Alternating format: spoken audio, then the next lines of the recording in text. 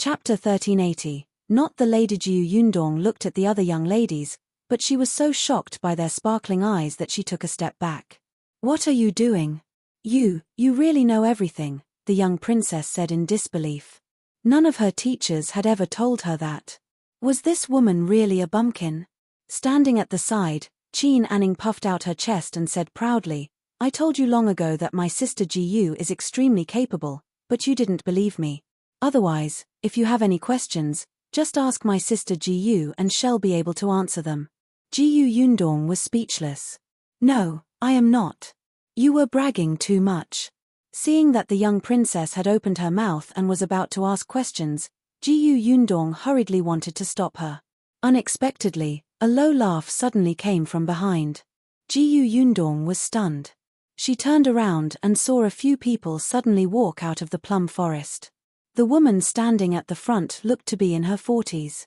She was slightly fat, but she looked kind. Behind her were two maidservants.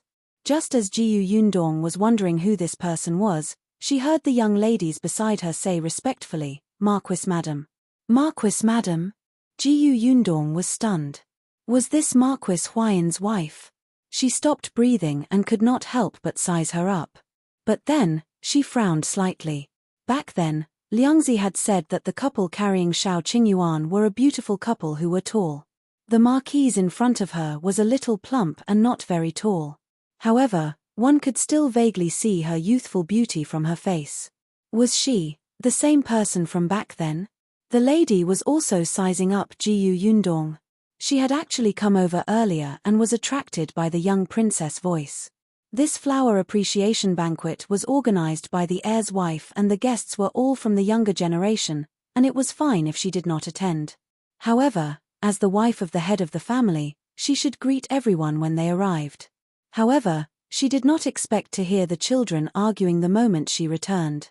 The cause was the young woman in front of her. The lady wanted to go out, but she stopped when she heard this person's voice. Then, she heard the series of questions and answers. To be honest, it was really unexpected. The marquise thought that she had read a lot of books, but she could only answer a few of these questions. It was a very strange feeling. So this was how the knowledge that was closely related to them came about. The marquise became interested in Jiu Yundong. No wonder Madame Ji brought her here. It seems that Madame Shao is also a well-read person. The marquise was the first to speak. Jiu Yundong smiled. I just read some miscellaneous books. As she spoke, she raised her hand and brushed her hair, revealing the silver bracelet on her wrist. The silver bracelet was really eye-catching. As expected, the marquise's gaze was fixed on it for 2 seconds. Jiu Yundong observed her expression. Unfortunately, there was no fluctuation in her emotions. She could not help but feel a little disappointed.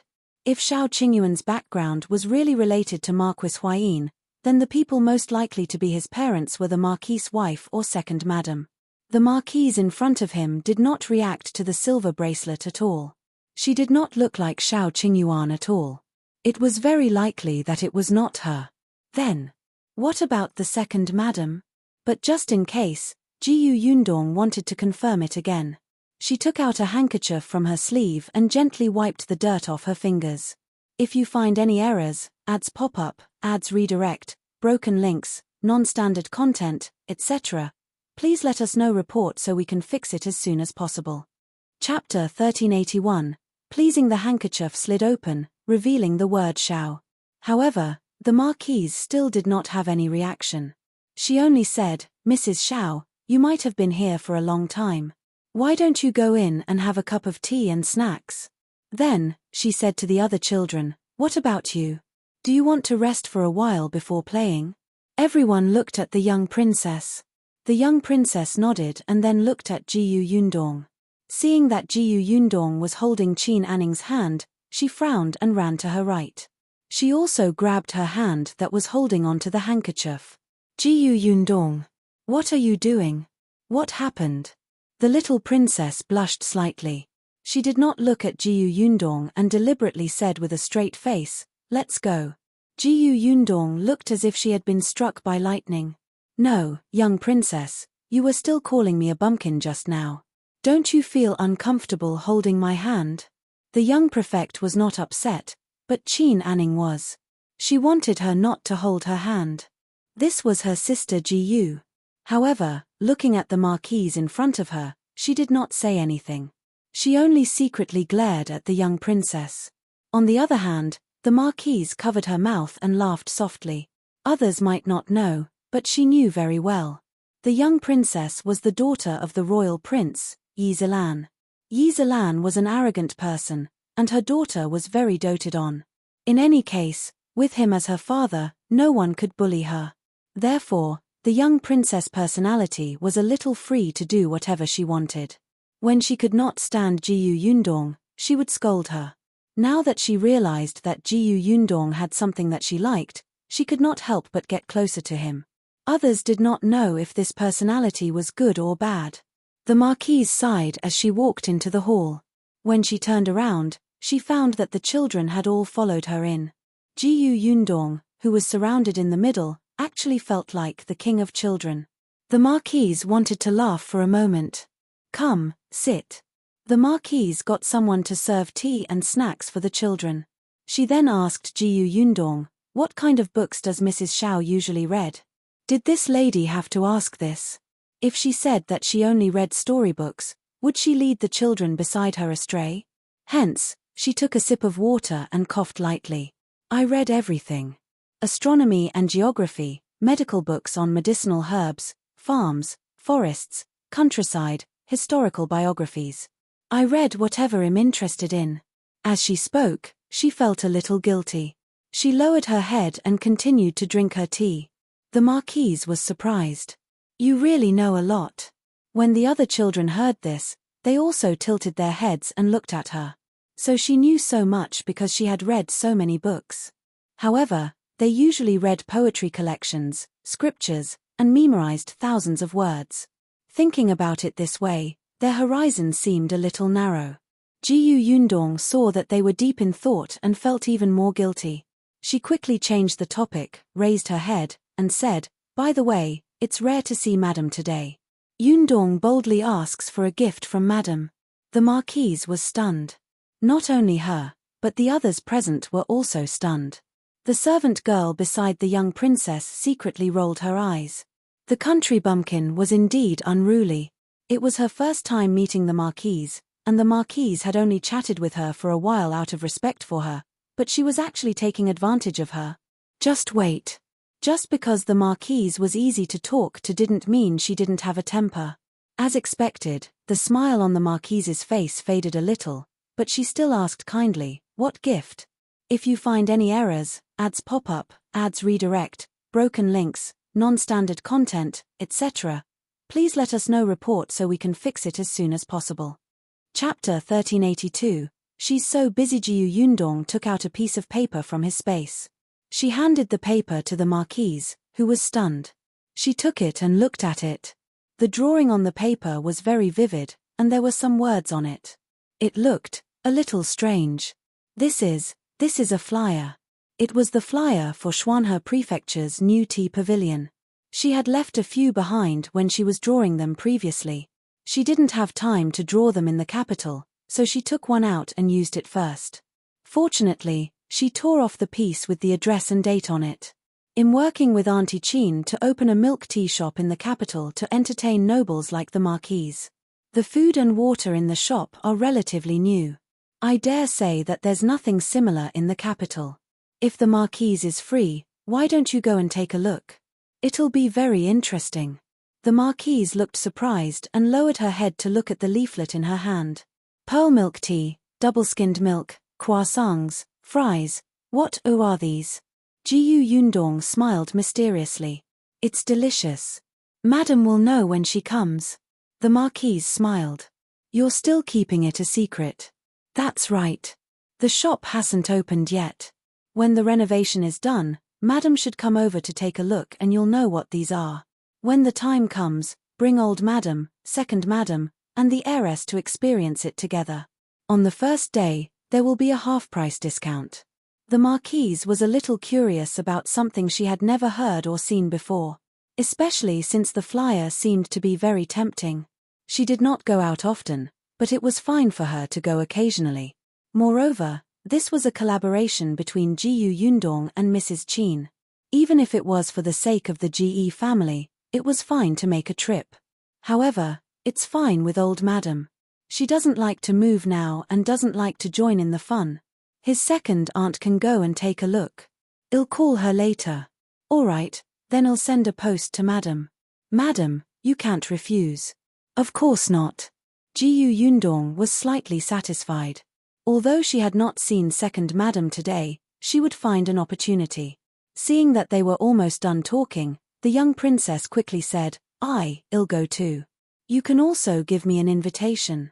Jiyu Yundong lowered her head and thought for a moment. She naturally felt that she could not let go of the opportunity in front of him. Alright, but you need an elder to take care of you. No problem. I'll still ask my cousin to bring me. Today, the young princess came to the Marquis mansion because her cousin had brought her over. After Jiyu Yundong finished speaking, she saw that the marquise looked a little tired. She quickly got up and bade farewell, taking the children with her. When she went out, she realized that Madame Ji was looking for her outside. Jiyu Yundong hurriedly led Qingyuan over. Unexpectedly, after taking a few steps, she realized that the young princess had also followed her. Jiyu Yundong was speechless. She stopped in her tracks and looked at the little girl strangely. Only then did the little princess react. She blushed and snorted. I just want to remind you not to forget to send it to me when the time comes. After a pause, she continued, I will also invite you. Tell me the address and I will treat you on my birthday. There's no need, right? A trace of fear flashed across Jiyu Yundong's face. She did not want to go to the Marquis mansion. That kind of place was restricted. She had to smile and bow when she saw someone. It was easy for something to happen, okay? Besides, she was actually very, very busy, really busy. If you find any errors, ads pop up, ads redirect, broken links, non-standard content, etc., please let us know report so we can fix it as soon as possible. Chapter 1383. What a coincidence. Seeing that she did not speak for a long time, the little princess became anxious. Why aren't you saying anything? Don't you want to come? Jiyu Yundong had a headache and could only say, Princess, you heard it just now. I'm opening a shop. Then I'm very, very busy. I might not have time. How busy can a shop be? Can't you just keep the door open? Jiyu Yundong was speechless. She wanted to cry. The corners of her mouth twitched and she said, Of course it's not that simple. Look, when I open a shop, I first have to renovate the shop and recruit workers. When the workers are found, I have to teach them how to work and entertain customers. Later, I have to get ready for the opening event, prepare ingredients, and attract customers. Sometimes, I have to deal with others who come to find trouble with me. Things are piling up. I'm really too busy. The little princess' eyes widened as she listened. So it's so complicated. You're amazing. You actually know everything. The young lady behind her also nodded in agreement. They had no choice. At first, they thought that opening a shop was very simple. After all, their shops were all managed by the shopkeepers. The little princess was a little disappointed, but seeing that Jiyu Yundong was so tired, it seemed a little unreasonable to send an invitation to her. She could only nod reluctantly. All right, then I won't invite you, but remember to invite me. All right. Jiyu Yundong nodded and agreed without hesitation. Only then did the little princess smile. However, the maid standing behind her rolled her eyes and lowered her eyes without saying anything. Jiyu Yundong stood up and brought Qingyuan to meet up with the Ge family. She followed Madame Ge to greet the other madams and young ladies. After staying in the Marquis mansion for a while, she stood up and left. After leaving the Marquis mansion, Madame Ge carried a Ning into the carriage and asked, How is it? Jiyu Yundong sighed and shook his head. The marquise didn't seem to have any reaction when she saw the bracelet or the handkerchief. Madame Ge frowned. Could we have gone in the wrong direction? I've never heard of anyone losing a child in the Marquis mansion. I don't know either. It's just that this is the only clue at the moment. We can only look for it in the Marquis mansion first. If it's not relevant, we can look in other directions, Jiyu Yundong said. Let's try second madam another day. Madam Ge patted her hand. There's no hurry. We've waited for so many years. Now that we have a clue, we'll find it eventually. Okay. Jiyu Yundong nodded. Send Anning back first. I think she's a little sleepy. I'll wait for brother Shao. Alright, then I'll take my leave first. If there's anything, you can come to my residence to look for me. There's no need for any invitations. I'll tell the door guard. Okay. Madam Ge asked the maidservant to help her into the carriage. Jiyu Yundong and Tong Shuidao watched their carriage get further and further away until it disappeared around the corner. Then she turned around. She did not know when Shao Qingyuan had appeared behind her, but what surprised Jiyu Yundong was that he was holding 2 boxes. Jiyu Yundong looked at the 2 boxes in confusion. This is. During the time you were in the Marquis mansion, I got 2 herbs. They were written in the medical book that Song Dejiang gave me. Jiyu Yundong's eyes widened. I've only been in the residence for a short while, and you've already gotten 2 precious herbs. Those were the herbs recorded in Song Dejiang's medical books. Shao Qingyuan handed the box to Shao Wen, who was leading the carriage over. He smiled and said, it was just a coincidence. Wasn't that too much of a coincidence? If you find any errors, ads pop up, ads redirect, broken links, non-standard content, etc., please let us know report so we can fix it as soon as possible. Chapter 1384. Bad feeling. Jiyu Yundong remembered that in the medical book Song Dejiang had given her, there were about 50 kinds of precious herbs. In less than 2 years, Shao Qingyuan had already found more than 30 types. Jiyu Yundong felt that he might have a buff that attracted medicinal herbs. Otherwise, how could it be so easy for him to find a medicinal herb that others might not be able to find even after working hard for their entire lives? Perhaps he was born to walk the path of a medicinal herb merchant. Jiyu Yundong could not help but sigh. Shao Qingyuan helped her into the carriage. The carriage drove all the way to Hertai Alley. Jiyu Yundong took the opportunity to tell him everything that had happened in the Marquis mansion. When Shao Qingyuan heard this, he was silent for a moment. He grabbed her hand and said, it's fine. There's no hurry. It's only the first day. Yeah. As they spoke, the carriage entered the alley and stopped in front of the Shao family's house. Unexpectedly, just as the carriage stopped and before she could get out, the door of the house next door opened and Mrs. Yu ran over. Is Sister Yundong back? Yes, sister-in-law. What's the matter? Jiyu Yundong lifted the curtain and alighted from the carriage. Mrs. Yu had already run up to them and said in a hurry, Ayo, where did you go? Why are you only back now? Let me tell you, when you left this morning, someone rushed over to look for you and said that he had something to tell you. There's no one here. I heard that they even went to your shop to look for you. Jiyu Yundong and Shao Qingyuan were stunned at the same time. They looked at each other and asked, Sister-in-law Yu, did you ask who was looking for us? I asked. He said his surname is Song. You two know each other. Song Dejiang. You should know each other, right? He's a little old and so tall. He came in a carriage. He looked so anxious as if someone was going to die. Mrs. Yu said, he asked me to wait for you to come back and tell you that it's an urgent matter. A bad feeling flashed across Shao Qingyuan's heart. Let's go to the Song residence. Jiyu Yundong quickly turned to Mrs. Yu and said, we understand. We'll go over and take a look now. Thank you. With that, she got into the carriage with Shao Qingyuan. Shao Wen, who was about to open the door and remove the threshold, locked it again and sat in the shaft with Tong Shuidao. Mrs. Yu waved her hand and watched their carriage leave the alley. Jiyu Yundong did not know what had happened to Song Dejiang or why he was in such a hurry.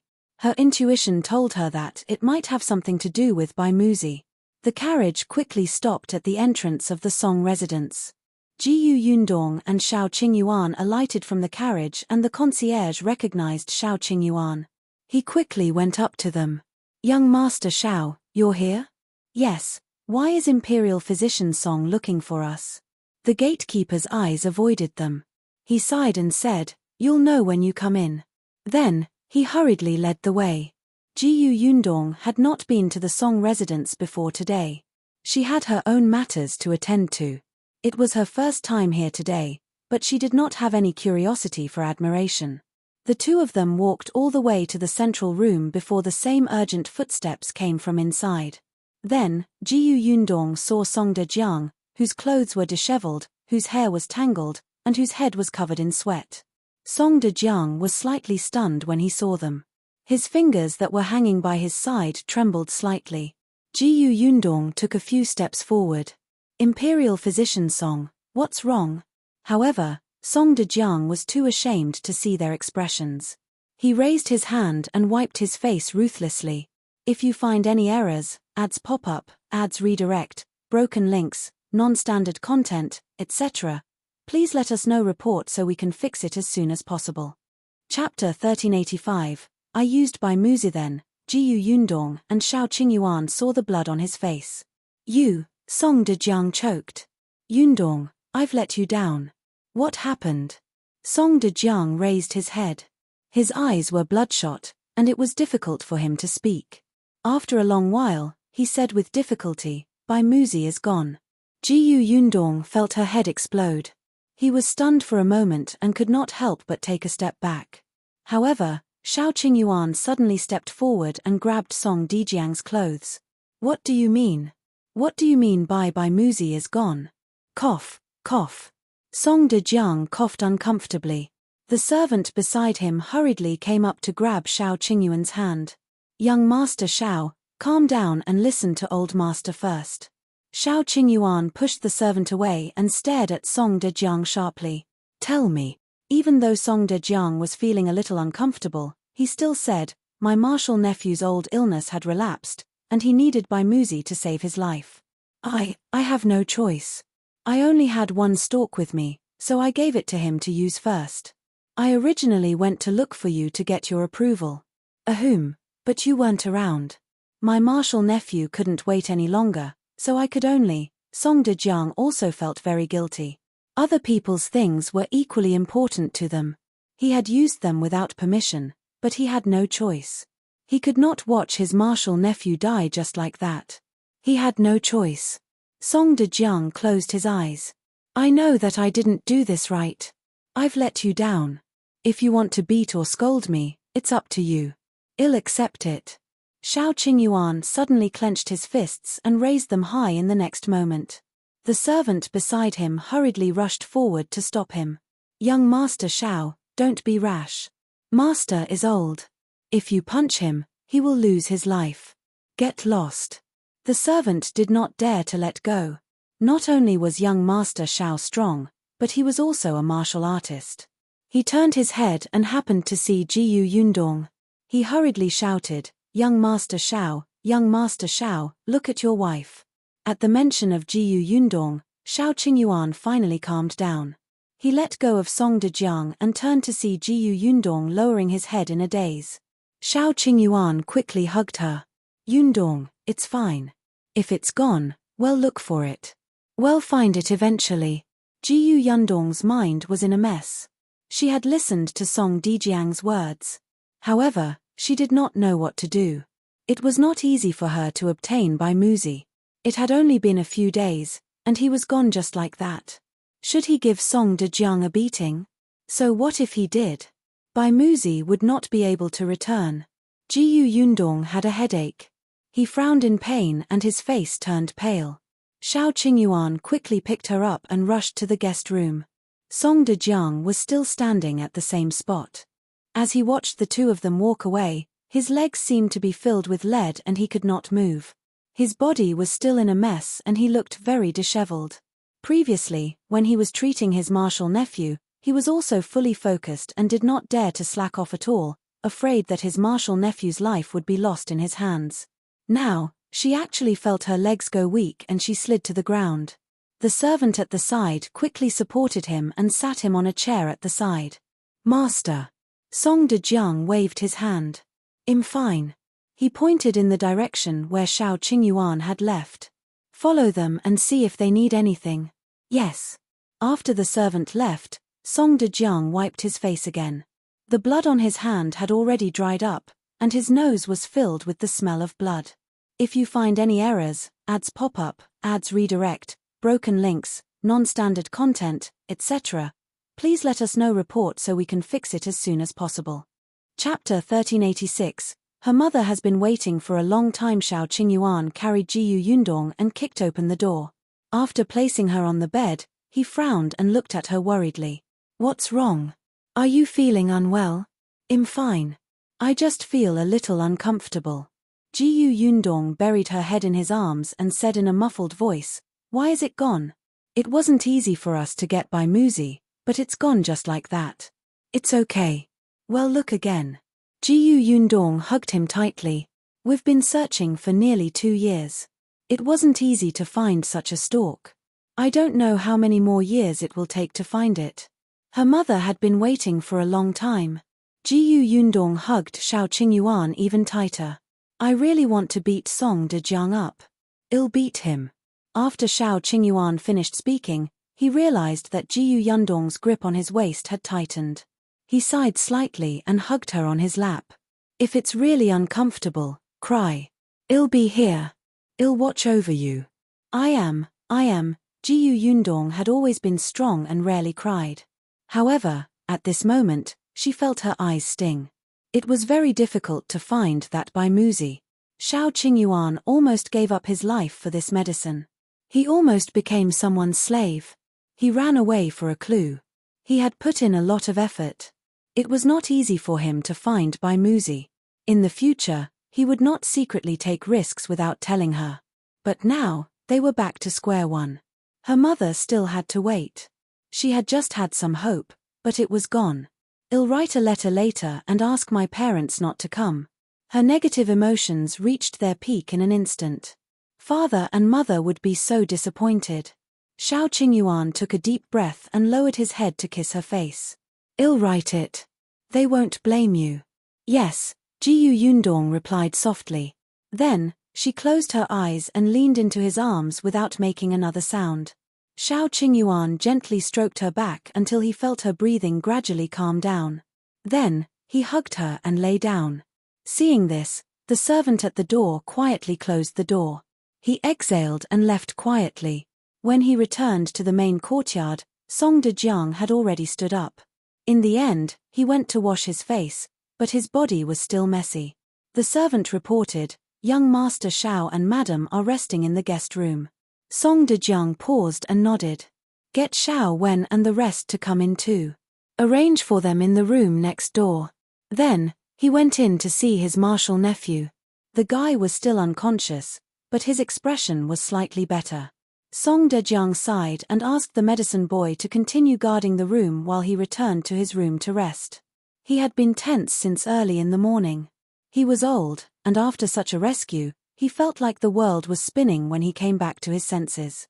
However, he really could not fall asleep on the bed.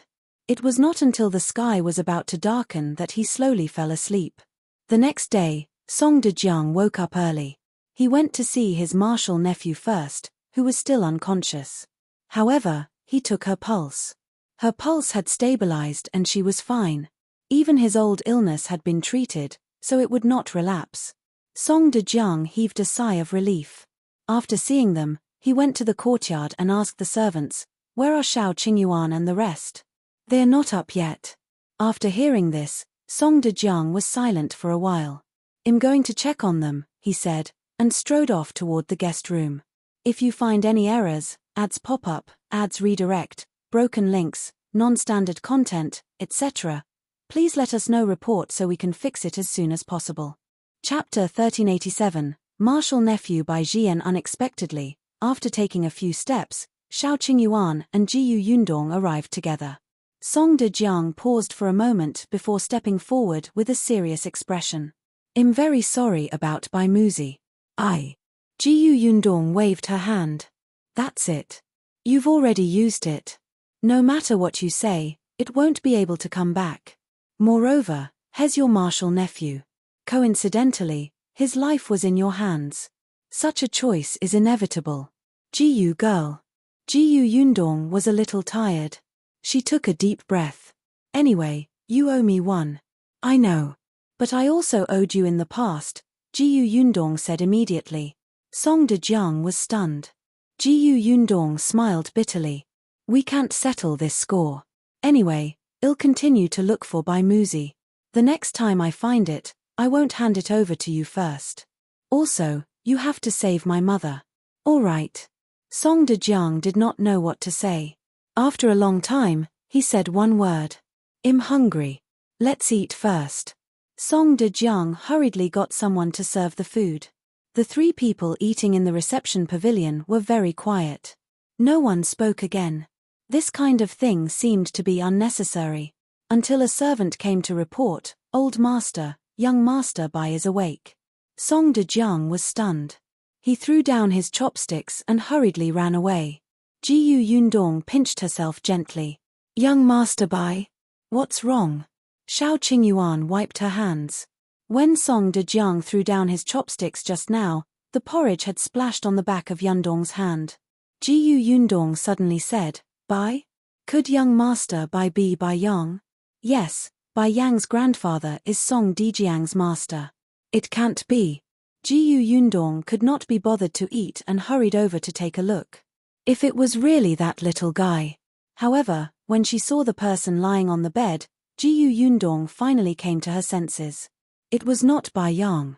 Yes, Song Dejiang knew that she knew Bai Yang. If it was him, Song Dejiang would have told her. But this person looked familiar to Jiyu Yundong. Bai Zhiyan also saw them. His pale lips twitched as he said, Martial uncle has already told me.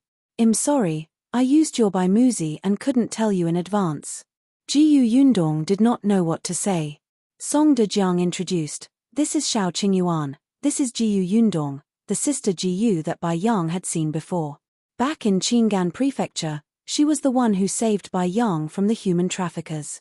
When Bai Zhiyan heard this, he immediately wanted to get up. Song Dejiang hurriedly held him down. It's not appropriate for you to move too much now. Bai Zhiyan could only give up and lie back down. However, he still said gratefully to Jiyu Yundong, Mrs. Shao is the Bai family's great benefactor. You saved Bai Yang, and the medicine I used to treat his illness is yours.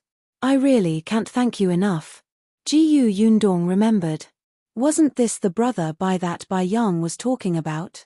Jiyu Yundong felt that every time she met him, he seemed to be terminally ill. Was he that miserable? For some reason, she actually felt some sympathy for him.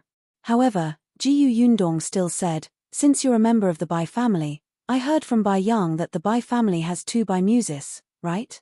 If you're grateful, give me one later. Of course. As long as we find the key to the jade door and open it, Bai Muzi will not be the only thing. There will also be a huge reward. Bai Zhiyan said solemnly. He could still make the decision to return Bai Muzi to Jiyu Yundong. If you find any errors, ads pop up, ads redirect, broken links, non-standard content, etc., please let us know report so we can fix it as soon as possible. Chapter 1388. Who is Gao Feng looking for? Jiyu Yundong was slightly satisfied. Seeing how tired he looked, she did not want to disturb his rest. All right, then we'll leave first. Have a good rest. When I recover, I'll definitely visit again to thank you. Jiyu Yundong nodded. He was really polite. She and Shao Qingyuan walked out. Seeing that Song Dejiang had followed them out, she simply asked him for a messenger pigeon. Then, she borrowed a brush and paper to write to Jiyu Dajiang and tell him about Bai Muzi. Jiyu Yundong held the brush for a long time but did not know how to write. In the end, Shao Qingyuan took it. Didn't I say that I would write it? Shao Qingyuan was much faster at writing. He had always been good at keeping things short, so he finished it in no time. Then, he stuffed it into the small bamboo tube on the messenger pigeon's leg and let it out. Song Dejiang's messenger pigeon was used to exchange medical books with him. It was just useful. Jiyu Yundong heaved a sigh of relief after the letter was sent out. Her parents should not have set off yet. It was not too late to tell them. Song Dejiang saw that Jiyu Yundong was still listless. He thought about it and went into the house to take out 2 herbs. This is to compensate you. Jiyu Yundong did not know him, but Shao Qingyuan narrowed his eyes slightly. These herbs were the herbs in Song Dejiang's medical books. They were very precious. You're really giving them to us? Song Dejiang nodded. Although he was a little reluctant, he had done something wrong in the first place. It would not make sense if he did not compensate him. Seeing this, Jiyu Yundong understood something. She paused and returned one of the medicinal herbs. 1 stalk for 1 stalk. There's no need to give more. I'll take this. Song Dejiang looked down and sighed inwardly. Although he was exchanging 1 stalk for another, the one he used was extremely precious to Jiyu Yundong. It was exceptionally different. But when she said that, Song Dejiang still took it back. Shao Qingyuan put away the remaining one and the two of them were about to leave. At this moment, the medicine boy rushed over and said that Bai Jian's body temperature had risen again, and he asked Song Dejiang to hurry over and take a look. Song Dejiang hurried inside. Jiyu Yundong and Shao Qingyuan were about to leave, but they stopped when they heard this. After all, the man had used Bai Muzi, so they had to show some concern. Therefore, the two of them returned to their rooms. Song Dejiang felt Bai Jian's pulse again and heaved a sigh of relief. Fortunately, this was a normal phenomenon. He turned around and saw Shao Qingyuan enter. He paused and looked at him, then at Bai Zhiyan. Suddenly, he said, "Come and take his pulse." Shao Qingyuan frowned slightly, but Bai Zhiyan understood. He immediately smiled and said, "This is a rare opportunity to learn. It's not easy to encounter my illness. Let's give it a try." Jiyu Yundong pushed him. Only then did Shao Qingyuan step forward and place his hand on his wrist. Bai Zhiyan looked at him for a moment and said, "I heard from Uncle Master that you're very talented in medicine." Cough, cough. If Gao Feng finds the key in the future and opens the jade door, there will be many lost books inside. You can take a look. Shao Qingyuan nodded and continued to take the pulse. Jiyu Yundong found it strange. Isn't Gao Feng looking for someone? He's looking for someone and the key. The key is with that person. As long as we find the person, we will naturally find the key. Jiyu Yundong's eyes lit up. Last time, Brother Shao met Gao Feng. I think he went to the Xuanhe prefecture. Who is he looking for? We live in the Xuanhe prefecture. We might be able to help. Yes, there was strength in numbers. If they helped find the person, they would have the key. If you find any errors, ads pop up, ads redirect, broken links, non-standard content, etc., please let us know report so we can fix it as soon as possible. Chapter 1389, Gao Feng is looking for me. Bai Zhiyan thought for a moment. It wasn't that he couldn't say it. Moreover, Jiyu Yundong was right. She was familiar with the Xuanhe prefecture. It might be helpful. Therefore, Bai Zhiyan sighed and said, Gao Feng is looking for a woman. Unfortunately, we don't know her name, age, or address. We only know that 2 years ago, she was about this tall. When he saw Shao Qingyuan retract his hand that was taking his pulse, he raised his hand to indicate the height. Jiyu Yundong frowned. He did not know her name. With her height from 2 years ago, it was really difficult to find her like this. Then where did he meet that woman? What did they say? What did they do? Jiyu Yundong asked again. Bai Zhiyan said, although that woman was young, her skills were very good. The biggest clue is that she had a crossbow on her. It's a very exquisite crossbow. Jiyu Yundong was stunned. A strange look flashed across her face. Shao Qingyuan also looked up at her. The two of them looked at each other and fell silent. Bai Zhiyan continued, at that time, we saw it on the way to escape from the wilderness. It was on the road between Yongning Prefecture and Qingyuan Prefecture. At that time, we encountered 2 bastards who wanted to take advantage of the night to harm Bai Yang and Bai Yu. That girl suddenly appeared and helped to deal with one of them with a crossbow. The other was dealt with by Gao Feng. That girl said that she realized that those 2 people had ill intentions, so she attacked. Jiyu Yundong widened her eyes in disbelief and looked at Bai Zhiyan in shock. She suspected that she had heard wrongly. On the other hand, Song Dejiang, who was at the side, asked in surprise, the girl Gao Feng is looking for met him on the way to escape? I remember that the Jiyu girl also escaped from the Yongning Prefecture. Bai Zhiyan was stunned and suddenly looked at Jiyu Yundong. The latter gulped. After a while, she asked uncertainly, after that, Jiao Feng even gave that girl a bag of steamed buns and pancakes. Not long after the girl left, a carriage came into the village. You guys, left in the middle of the night. Bai Zhiyan's breathing suddenly stopped, and he suddenly wanted to sit up. However, he got up too quickly and felt dizzy. He fell back hard. Fortunately, Shao Qingyuan was sitting on the edge of the bed. He quickly reached out to support her. Song De Jiang said anxiously, "Don't be agitated. Hurry up and lie down. Let's talk slowly." Bai Zhiyan took a while to calm down and suppress the pain. He closed his eyes and turned his head slightly. He looked straight at Jiyu Yundong. If I'm right, then, this person is me. Jiyu Yundong took a deep breath. She also felt that it was a little magical. She had always known that Jiao Feng was looking for someone. The last time she met Bai Yang in Qingyuan Prefecture, she had almost met Jiao Feng. In the end, due to a freak combination of factors, Jiao Feng left Qingyuan Prefecture early. Later on the way to find his uncle, Shao Qingyuan also met Jiao Feng.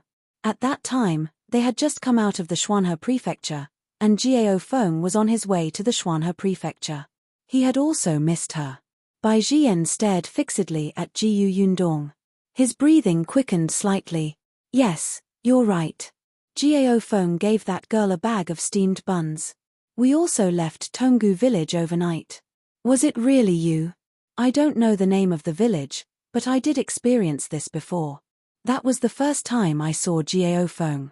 Jiyu Yundong paused and suddenly frowned. But you said that Jiao Feng was looking for someone for the key, but I don't know what key it is. Back then, I didn't. If you find any errors, ads pop up, ads redirect, broken links, non-standard content, etc., please let us know report so we can fix it as soon as possible. Chapter 1390, Jade Key. Jiyu Yundong suddenly stopped mid-sentence. She thought for a moment and asked, the key to the jade door you mentioned, could it be a jade pendant? Bai Zhiyan and Song De Jiang smiled in surprise. Yes, it's a jade pendant. Is it really with you? I do have one, but I found the jade pendant from the 2 refugees. Speaking of which, Jiyu Yundong had almost forgotten about the jade pendant. She had kept it in her interspace back then. Now, she probably had to search carefully. She did not know where it was. That's right. It's on those 2 refugees. Bai Zhiyan became a little excited. That jade pendant was on Bai Yang at that time. The refugees had come into contact with Bai Yang. They must have stolen the jade pendant at that time. That night, he was injured and suddenly had a high fever. He was in a daze. And there was only Jiao Feng by his side. He had to take care of himself and Bai Yang and Bai Yu. Actually, Jiao Feng already knew when the 2 people entered the courtyard. It was just that he had to take care of Jiao Feng, so he couldn't go out in time. In the end, one of them sneaked in and bumped into Bai Yang. That person wanted to carry Bai Yang away on the spot. It was Jiao Feng who saved Bai Yang in time, but who knew that in that instant, the jade pendant hanging around Bai Yang's neck would be cut off and taken away by him. The room was dark, so Jiao Feng couldn't see clearly. After saving Bai Yang, he let him stay with Bai Yu while he turned around to deal with the refugee and forced the guy into the courtyard step by step. Unexpectedly, the other one outside had already been killed. It was just a chance meeting. There was no need for Jiao Feng to ask for her name. However, no matter what, she had helped him deal with someone. Although he could handle it alone, it did give him less pressure. Jiao Feng saw that this girl was thin and looked like a refugee, so he simply took the pancakes and steamed buns to express his gratitude. As for the 2 dead people's belongings that the girl had looted behind them, he did not care. Unexpectedly, the jade pendant entered this girl's pocket just like that. Jiao Feng only realized that Bai Yang's jade pendant was missing a day after the carriage drove. However, when he looked back at that time, how could he find her in the vast sea of people? Especially when he didn't even know her name and age or who was around her. It was as difficult as ascending to the heavens. However, this person was right in front of him. Bai Zhiyan slowly closed his eyes. He didn't even know what to say. Fate in this world was so wonderful. He looked at Jiyu Yundong. Then, where is the jade pendant? It's. Jiyu Yundong was about to say that she had it with her, but then she realized that something was wrong. Who would carry an unfamiliar jade pendant that they had found on a refugee with them? It was not like she did not have the money to buy one. Hence, Jiyu Yundong changed her tone and said, "At home." "Which home?" "At the Hertai Alley in the capital, but I have to find it. I remember that when I packed my things, I put everything in a box. I don't know if I remember wrongly." Zhiyan hurriedly became excited. "Then quickly look for it." Jiyu Yundong immediately nodded. "All right, I'll go back now." In fact, how could she not be excited? If that jade pendant was really the key, she would be able to obtain by Muzi very soon. This sudden surprise made her a little impatient. Shao Qingyuan also stood up and said to the two of them, "Then we'll go back first. If you find any errors, ads pop up, ads redirect, broken links, non-standard content, etc., please let us know report so we can fix it as soon as possible." Chapter 1391, Where is your home? Seeing the two of them walk further and further away, Song Dejiang heaved a sigh of relief. It's rare that the jade pendant is still there. Yes. Zhiyan also felt relieved. He had talked to Feng before. Even if they found him, the jade pendant might not still be in her hands. After all, she was fleeing at that time. She might not have any silver on her along the way. Otherwise, why would she search for dead people's things? When she really could not survive, she might have pawned the jade pendant or sold it. At that time, it would be extremely difficult to find it again. However, Feng had also said that the girl seemed to be quite capable at that time. She had such an exquisite crossbow on her, so she might not be desperate enough to become a jade pendant. Fortunately, the jade pendant was still there. Jiyu Yundong and Shao Qingyuan did not even bring Tong Shuidao with them. They drove the carriage back to Hertai Alley. Mrs. Yu, who was at the door, was about to greet them when she saw them return. Unexpectedly, Jiyu Yundong jumped down from the carriage and rushed into the courtyard. On the other hand, Shao Qingyuan was still standing beside the carriage. However, Mrs. Yu was a little afraid of him. In the end, she did not greet him and only stuck her head out to look at the courtyard next door. Sure enough, Jiyu Yundong came out after a while. When she saw Mrs. Yu, she waved her hand. "Hello, sister-in-law." "Hello, hello." Then she watched helplessly as the carriage moved off again. "Why are you in such a hurry? What happened?" She shook her head and returned to her courtyard. Jiyu Yundong sat in the carriage, holding the jade pendant in her hand. She did not speak for a long time. After a long time, she lifted the curtain and looked at Shao Qingyuan on the shaft. She pursed her lips and hesitated. Shao Qingyuan turned to look at her and suddenly smiled. "Let's talk about it when you want to." Jiyu Yundong lowered her head slightly. Others might not know if the jade pendant was in the box, but as the person beside her, how could Shao Qingyuan not know? When they came to the capital, they didn't bring many things with them. Who would bring such an insignificant jade pendant? Jiyu Yundong had almost forgotten where it was. She had rummaged through her space for a long time before finding it. Actually, she knew that brother Shao had long suspected her. She had already made it very obvious several times in front of him. How could a smart person like him not feel anything? However, he did not ask anything. Perhaps he already had a guess in his heart, but he was not sure. Jiyu Yundong scratched her head. It was not that she did not want to say it, but she just did not know how to say it. However, this person seemed to be very indulgent towards her. "All right, sit back down. Be careful not to fall." Shao Qingyuan pushed her inside and let her sit in the carriage. Jiyu Yundong was a little discouraged and rubbed her face hard. The carriage returned to the Song mansion not long after. The two of them strode towards the main courtyard. Zhiyan and Song Dejiang were getting anxious. Seeing the two of them enter, Zhiyan immediately looked at their hands expectantly. Jiyu Yundong quickly took out the jade pendant. "Is this it?" Zhiyan took it. At this moment, he was already supported by Song Dejiang to sit at the head of the bed. At first glance, his eyes lit up. Yes, this is it. This is the Jade Key to the Jade Door. Really? Jiyu Yundong finally felt relieved. She asked anxiously, then let's quickly take the Jade Pendant and open the Jade Door to find by Muzi. Where is your house? When are we going? If you find any errors, ads pop up, ads redirect, broken links, non-standard content, etc., please let us know report so we can fix it as soon as possible. Chapter 1392. It's important to find your parents Come. As soon as Jiyu Yundong finished speaking, Bai Zhiyan and Song Dejiang were stunned. They looked at each other. The atmosphere instantly became a little strange, and neither Bai Zhiyan nor the other spoke. Shao Qingyuan narrowed his eyes and suddenly reached out to take the jade pendant from Bai Zhiyan's hand. Bai Zhiyan only felt that the jade pendant was gone. Shao Qingyuan looked at Song Dejiang. Why? Are you going back on your word? Of course not.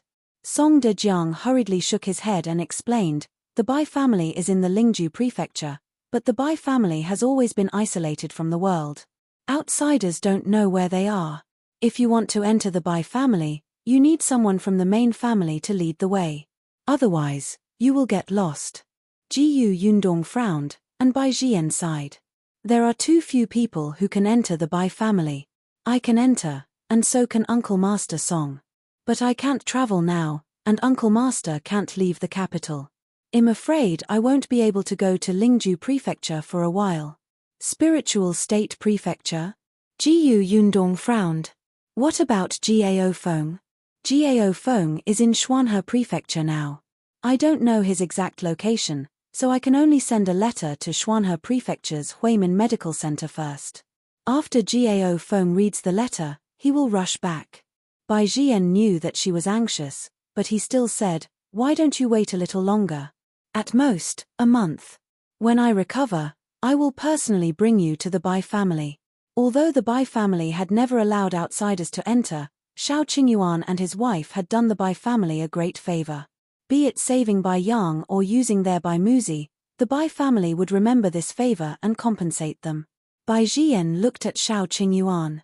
This man was very talented. If he could receive guidance from his grandfather, it would be the best repayment. Jiyu Yundong was silent for a moment before finally nodding. Okay. She glanced at the jade pendant in Shao Qingyuan's hand. But this jade pendant is temporarily in our custody. Although Bai Zhiyan felt that it was inappropriate, he also knew that Jiyu Yundong no longer trusted them because of Bai Muzi. Hence, he finally nodded and said, this jade pendant is now the only key to the jade door. If it's gone, then Bai Muzi. Don't worry, I care about Bai Muzi more than you do. Therefore, I will definitely take good care of this jade pendant. I definitely won't lose it. That's good. Bai Zhiyan looked at the jade pendant reluctantly and finally retracted his gaze. He was a little tired. The fluctuation of emotions just now made his body temperature rise again. Jiyu Yundong hoped that he would recover as soon as possible, so she immediately pulled Shao Qingyuan away. The two of them left the Song residence and got into the carriage. Shao Qingyuan asked her, aren't you in a hurry? Jiyu Yundong smiled. Of course I'm in a hurry. But as you said, we have to do things one by one. Since we're in the capital, we should settle the things here first. It's very important to find your parents. Shao Qingyuan reached out and hugged her. I'm fine. But I'm related. Jiyu Yundong actually knew that ever since Shao Qingyuan realized that his parents doted on him, his emotions had been a little unstable. Although he did not say anything, he yearned for it in his heart. Shao Qingyuan sighed slightly and hugged her even tighter. When they got home, Jiyu Yundong put the jade pendant away and hid it back in her space. Since they were going to the prefecture of Spirit State after Bai Zhiyan recovered from his illness, they had to move faster in the capital. The renovation of the shop was handed over to Carpenter Pang and his disciple. Jiyu Yundong did not know how it was going, but he planned to go and take a look tomorrow.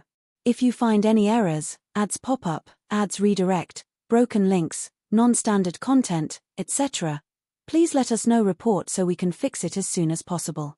Chapter 1393, Recruiting Next. It was time to recruit. Jiyu Yundong felt a headache coming on when he thought of the female shopkeeper he needed.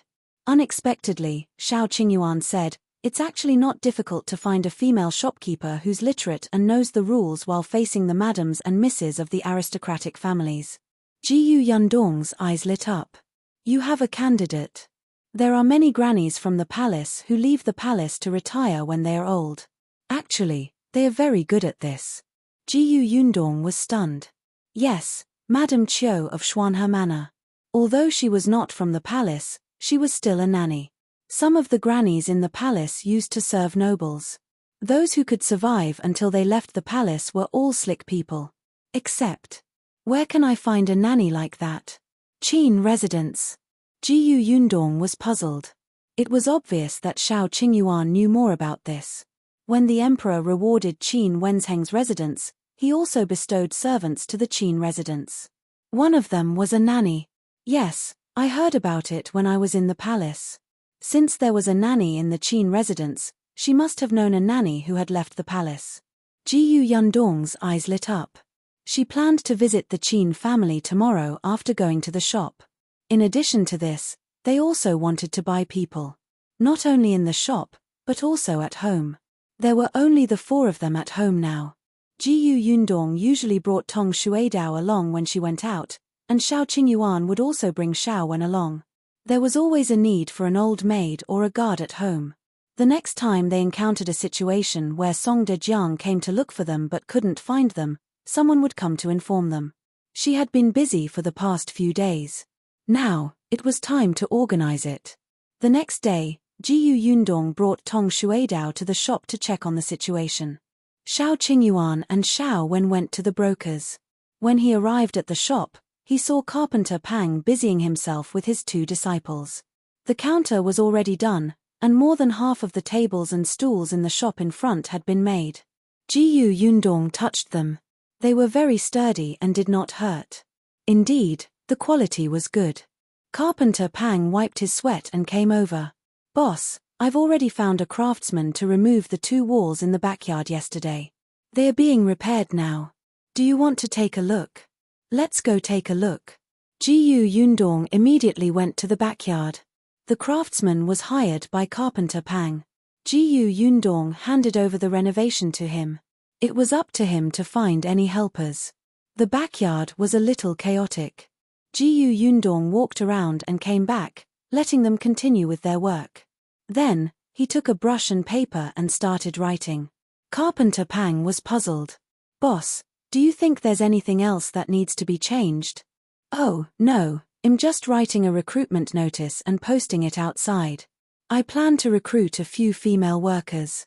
Isn't the shop in need of manpower?" Although they had to buy people, it was impossible for all the employees in the shop to be bought. As long as it was one of their own in the kitchen, the waiters in the hall could be found outside. "Female workers?" Carpenter Pang thought for a moment and suddenly asked, "Do you have any requirements?" "Clean and tidy. It's best if the person who likes to smile and is slightly tall. She has a gentle personality and is hardworking. She also has to be literate." With this calculation, it seemed like she had a lot of requirements. Carpenter Pang was also surprised. This request was more than just a lot. It would probably be difficult to find someone who could read.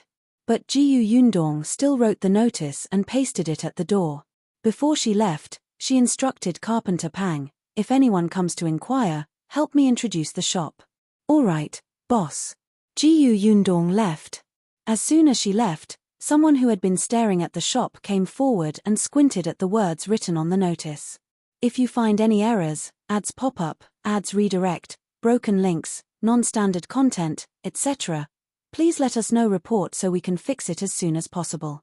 Chapter 1394. The shop recruits different workers. After reading the notice carefully from top to bottom, the person knew what to do and turned to leave. Carpenter Pang originally wanted to come out and ask, but he didn't expect to only see his back. That person quickly left Jinlan Street. Not long after, he appeared in a restaurant. He looked left and right. When he saw the person in the corner, he hurriedly ran over. "Young master, there's a situation in the shop on Jinlan Street." Tang Chijing was eating. When he heard this, he quickly swallowed the fish in his mouth and took a sip of water. He asked, "What's the situation?" "Then the shop is going to recruit." Tang Qijing frowned when he heard that. He was a little disinterested. "So be it. What's so strange about that? Since Shao Qingyuan's shop is about to open, isn't it normal to find a couple of assistants? I want you to keep an eye on Shao Qingyuan. You don't have to report these unimportant matters to me." "No, young master, that shop hires different workers." "Different in what way?" "Shao Qingyuan's shop hires female shop assistants." The servant couldn't help but raise his voice. What? What? However, two puzzled voices followed. Not only Tang Qijing, but there was also a familiar voice behind. Tang Qijing was stunned and looked up. When he saw who it was, he hurriedly stood up and almost knocked over the chair behind him. However, he couldn't care less. A smile instantly appeared on his face as he said obsequiously, "Your Highness, why are you here?" Yi Zilan glanced at him. "If you can be here, can't I be here too?" Tang Qijing shook his head again and again. "Of course you can. You can go anywhere in the capital, sir." Yi Zilan snorted and quickly averted his gaze to look at the servant standing behind Tang Qijing. "You, repeat what you said just now." The servant trembled and was a little confused. What did he just say? Oh, right. He remembered. He immediately repeated the last sentence. That waiter hired by Shao Qingyuan's shop is a female waiter. Yi Zilan narrowed his eyes. Shao Qingyuan? Shao Qingyuan came to the capital? Tang Qijing replied softly, "Yes, I think so." Yi Zilan's dissatisfied gaze instantly landed on him. "When did this happen? Why didn't you tell me?" However, the imperial physicians outside had been coming back one after another recently. He just didn't pay attention to them. A few days ago, a troupe came to his house, and the scenes they played were quite novel, so he had been staying at home for the past few days to have fun. He didn't expect to miss news of Shao Qingyuan. Tang Qijing groaned inwardly. "Your Highness, it's not that I don't want to tell you, but I'm not sure if this person is the same Shao Qingyuan from back then. That's why I got someone to keep an eye on his shop and confirm his identity first before reporting to Your Highness." To be honest, he really did not intend to report it to the royal prince. Yi Zilan snorted coldly. "So it's confirmed now?" "And not yet. What does this Shao Qingyuan you saw look like?" Tang Qijing paused and described Shao Qingyuan's appearance that day. "He's tall and big, but his face is a little cold. He doesn't look easy to get along with." Yi Zilan's eyes turned cold. "It's him." He didn't expect to see him again so soon. "If you find any errors, ads pop up, ads redirect, broken links, non-standard content, etc., please let us know report so we can fix it as soon as possible." Chapter 1395, Grudge with Shao Qingyuan. Yi Zilan looked down on Shao Qingyuan. He was just a brat from the countryside. This guy had not even grown his hair, yet he dared to boast shamelessly that he had a way to prevent smallpox. What a joke. Even the capital of the imperial hospital couldn't cure this incurable disease that had lasted for thousands of years. Even the old divine doctor of the Bai family didn't say that he could do it. He, who couldn't even take her pulse, actually said that he could solve it. However, the emperor's cousin agreed and even let the second prince test it out himself. This was simply ridiculous. Too ridiculous. The royal bloodline had a noble status. How could they let a brat who came from nowhere do whatever he wanted? Yi Zilan disliked Shao Qingyuan because of this. When he heard that Shao Qingyuan was looking for by Muzi, he immediately got someone to spread the news that he had it. He did not expect Shao Qingyuan to agree to be his slave without thinking. This was the first time Yi Zilan had spoken to him face to face. How should he put it? Shao Qingyuan was different from the obsequious bumpkin he had imagined. He was also different from some servants who flattered him. Shao Qingyuan was not afraid of him. With his aura, people would believe that he was a descendant of a noble family. For a moment, Yi Zilan felt as if he was being unreasonable. He instantly lost the desire to tease him. He casually said that he was joking and asked someone to send him away. Unexpectedly, Shao Qingyuan suddenly went crazy and wanted to beat him up. F***ck, this bastard. He was a royal prince. How could he be beaten up by a bumpkin? Wasn't he just using by Muzi to deceive him? As a royal prince, he was giving the guy face by putting in so much effort to fool him. Did he really think he was a nobody? There were many guards in the mansion, so Yi Zilan was not hurt at all. Yi Zilan was smug. He had wanted to ridicule Shao Qingyuan, who had been caught, but he did not expect to meet his fierce gaze. Yi Zilan felt guilty for a moment when he met his gaze. But he was a royal prince. If he didn't break the guy's legs when the guy wanted to hit him, where would he put his face? However, just as he was about to attack, Shao Qingyuan took out the fish talisman. Yi Zilan held her breath. He could deal with Shao Qingyuan, who had no status, but he couldn't touch Shao Qingyuan, who had the fish talisman. Yi Zilan could only let him go. However, the emperor's cousin found out about this and summoned him to the palace to scold him. Yi Zilan was unhappy, but he couldn't find trouble with Shao Qingyuan anymore. He even had to apologize to him respectfully. Even now, he still remembered this grievance deeply in his heart. Now that he had finally heard news of Shao Qingyuan, he had to vent his anger. Besides, what did he just hear? Yi Zilan looked at the servant again. You said that Shao Qingyuan opened a shop. And the shop even recruits female workers? Yes, Your Highness. Yi Zilan raised his hand to touch his chin and narrowed his eyes. After a while, he said to Tang Qijing, let's go. Bring me to see where that shop is. Tang Qijing's heart was filled with sorrow. He really did not want to get involved in these things. He couldn't afford to offend the royal prince. The Shao Qingyuan he saw last time didn't seem to be someone to be trifled with either. Otherwise, why would even the royal prince suffer? However, in front of the royal prince, Tang Qijing had no room to refuse. He could only smile and nod. He threw the money to pay the bill and walked out of the restaurant with Yi Zilan. If you find any errors, ads pop up, ads redirect, broken links, non-standard content, etc., please let us know report so we can fix it as soon as possible. Chapter 1396. Candidate Tang Qijing quickly brought Yi Zilan to Jinlan Street. This place was not far from Jinlan Street, and they arrived not long after. Standing opposite number 86, Tang Qijing pointed at the shop that was being renovated. That's the one. It's quite big. Yi Zilan nodded. It's indeed quite big. Is Shao Qingyuan going to open a medical center? As he spoke, he snorted coldly. In the past, he wasn't even a doctor. The cowpox vaccination method made him completely popular. However, why did he recruit female workers? Yi Zilan looked at the notice posted at the door. At this moment, there were already a few people looking at it. He pointed to a guard behind him. Go, take off that piece of paper and let me take a look. Yes. The guard quickly walked over and dispersed the onlookers. He tore off the paper.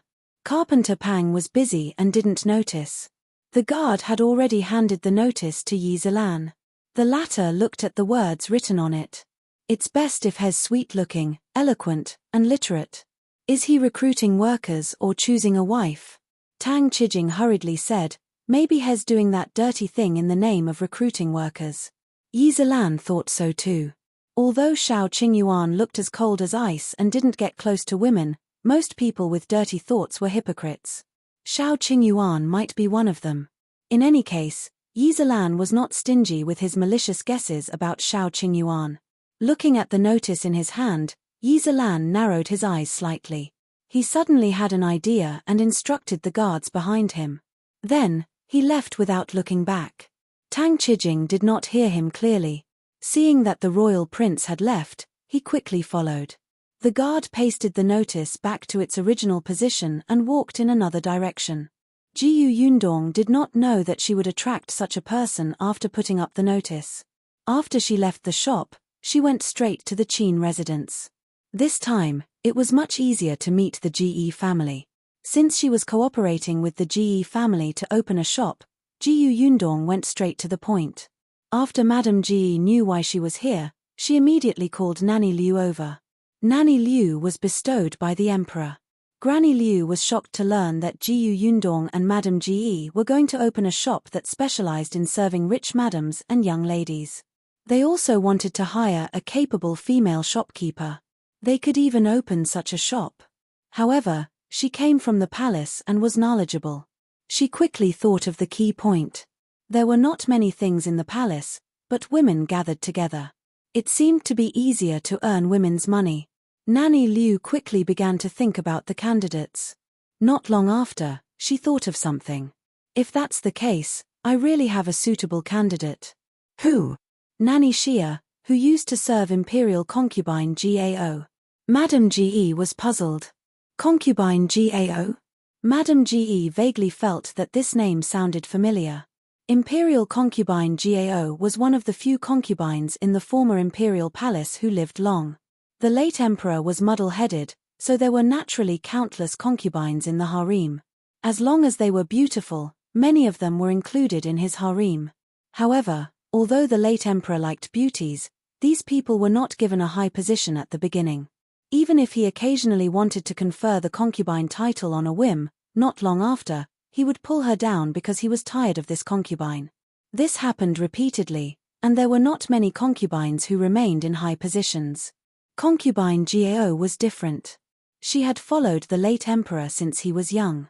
If you find any errors, ads pop up, ads redirect, broken links, non-standard content, etc., please let us know report so we can fix it as soon as possible. Chapter 1397, Jiyu Yundong's Persuasion. Concubine Gao had risen step by step from the bottom. After rising to the position of consort virtue, she had been in that position and had not come down. The late emperor was capricious, and most of the other concubines were promoted and demoted. In the palace, other than the empress, only consort De sat there steadily. The late emperor had never touched her. If one did not have any tricks up their sleeves, who could do it? Nanny Xia was the capable nanny by concubine Gao's side. After the late emperor's death, concubine Gao's days were instantly quiet. She lived in a corner and was relaxed. Occasionally, she would chat with the Empress Dowager and reminisce about the past. However, she did not know if it was because her nerves had been too tense for the past few years, but when the late emperor passed away, she instantly relaxed. Instead, her body began to adapt.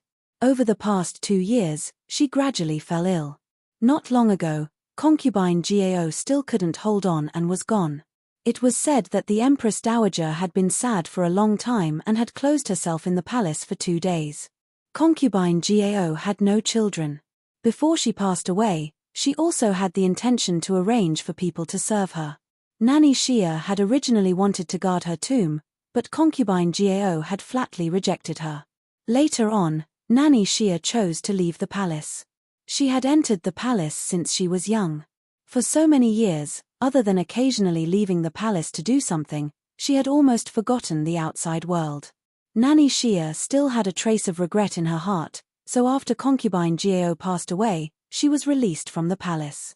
Nanny Xia had money and an extraordinary status. After leaving the palace, many wealthy families invited her to the residence to be a nanny. However, they were all rejected by Nanny Xia. She had originally wanted to leave the palace to retire, so she wouldn't implicate herself again.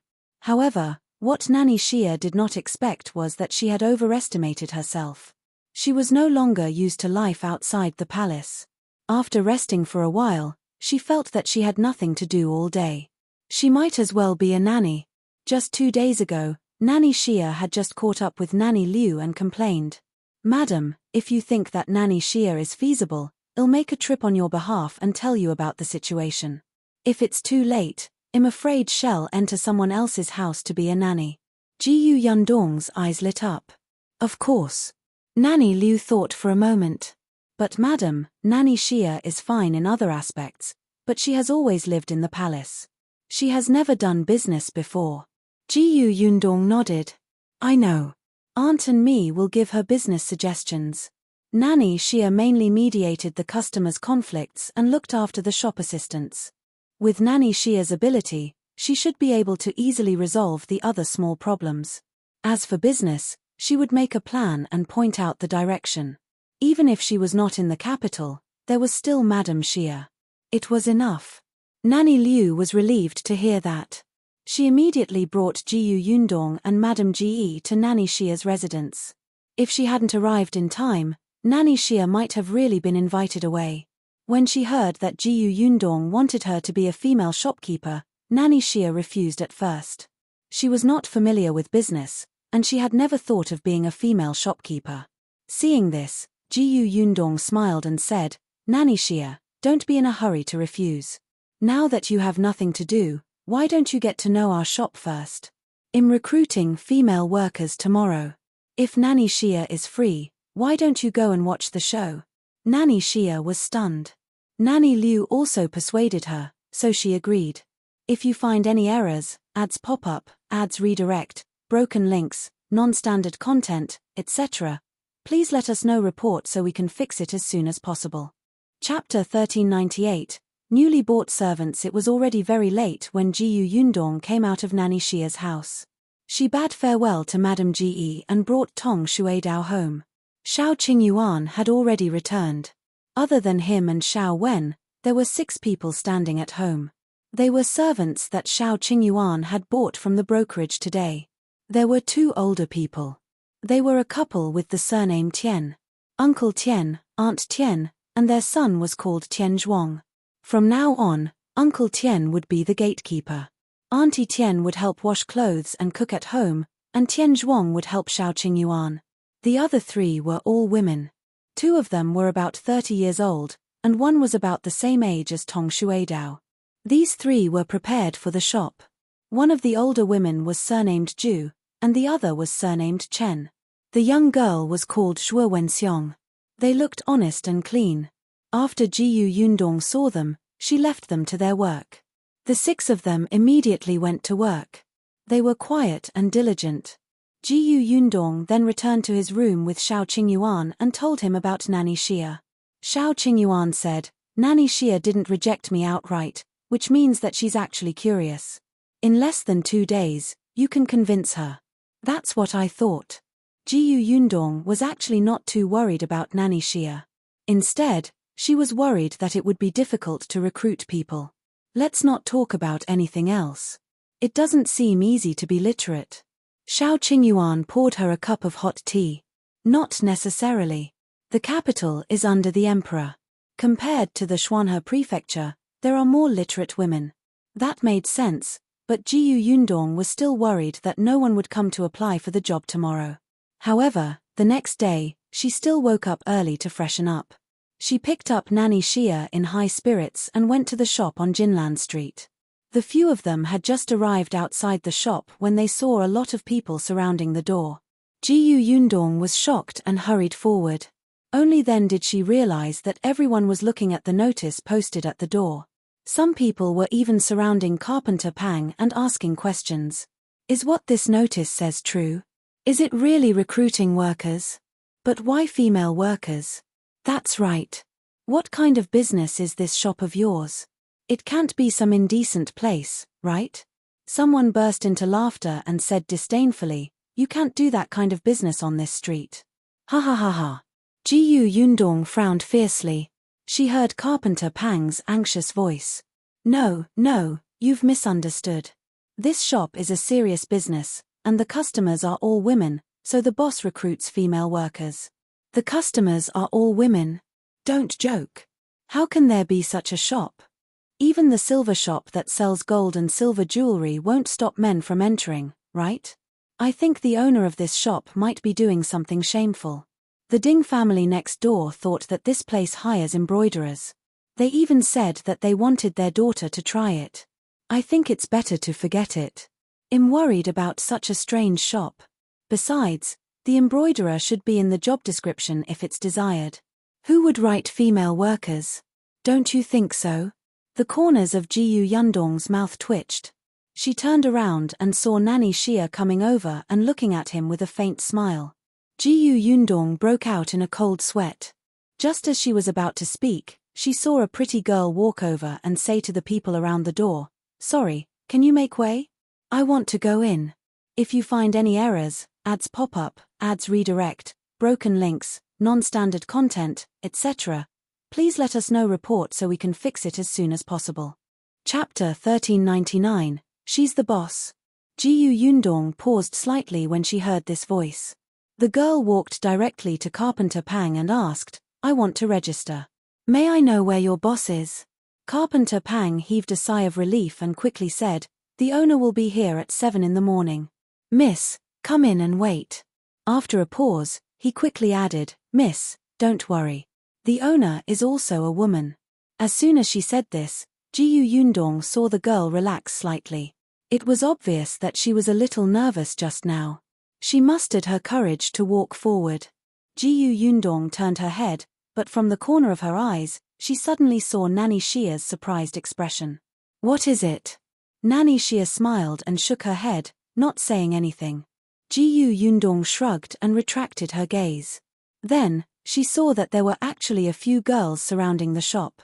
Perhaps they had heard the discussions of the people beside them, so they had been huddled in a corner and did not dare to go forward. Now that they saw someone take the lead, two of their eyes became firm and they began to walk forward. One of them hurriedly followed behind the pretty girl. She was much better looking and walked to Carpenter Pang's side. I want to sign up too. Carpenter Pang invited the people who came to register directly. The shop in front had already been cleaned up by him. The tables and chairs were placed elsewhere, so the shop seemed a little empty. After the girl went in, two more girls came. Behind them, 3 young women also came in one after another. After that, there was nothing. Seeing that it was almost time, Yundong walked forward. The people at the door thought that she was also here to answer the call, so they made way for her to enter. Unexpectedly, Carpenter Pang saw her and immediately shouted in surprise, Boss! Boss! With a whoosh, everyone's eyes fell on Yundong. The few girls who had been standing silently at the side of the shop immediately looked over and looked at them nervously. Only the delicate girl looked at Nanny Xia in surprise. However, she quickly retracted her gaze. But Yundong keenly sensed that she seemed to be relieved. She raised her eyebrows slightly. Could it be that she knew Nanny Xia? Yundong smiled and said, Hello, I'm the owner of this shop. I think everyone has seen the notice. Because our shop is in the business of female customers, the workers we hire, whether they do odd jobs or not, will all be women. This way, even if everyone works in the shop, you don't have to worry about being gossiped about. Without a man, there would be fewer people gossiping outside. Someone at the door asked curiously, What kind of business is that? Yundong turned her head and smiled. You'll know when it opens. Why are you still keeping it a secret? If you don't explain everything clearly, will you be able to recruit anyone? Yundong had already turned around and entered. Nanny Xia followed behind her. When they reached the corner of the shop, Yundong asked Tong Shuidao to move a table and chair to the side. Then, she took out a brush and paper. Everyone looked at her actions in confusion. Even Nanny Xia, who was sitting behind her, looked curious. Yundong raised her head and said to the 7 people in front of her, All right, since you've come in, you must want this job. To put it bluntly, our shop is actually a tea house, but it's different from the tea houses outside. We only entertain female guests. If you find any errors, ads pop up, ads redirect, broken links, non-standard content, etc., please let us know report so we can fix it as soon as possible. Chapter 1400. Mei Hong. Yundong was speaking. The onlookers outside the door were very curious, but they were far away and could only see what they were doing. They could not hear anything. In an instant, the curiosity of the people outside increased. Some people even wanted to squeeze in, but after taking 2 steps, they were blocked at the door by Carpenter Pang and his 2 disciples. Yundong pretended not to hear the commotion outside. She briefly explained the situation of the shop and then picked up her pen. Now, you can introduce yourselves briefly. Tell me why you came to the shop and what you're best at. The 7 people in front of her looked at each other, not knowing what to say.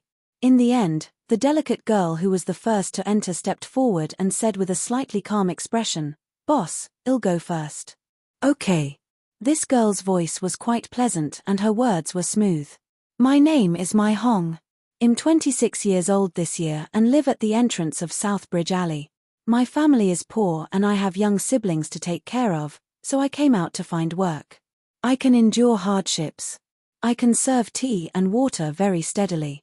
I know how to make tea and know a little about tea.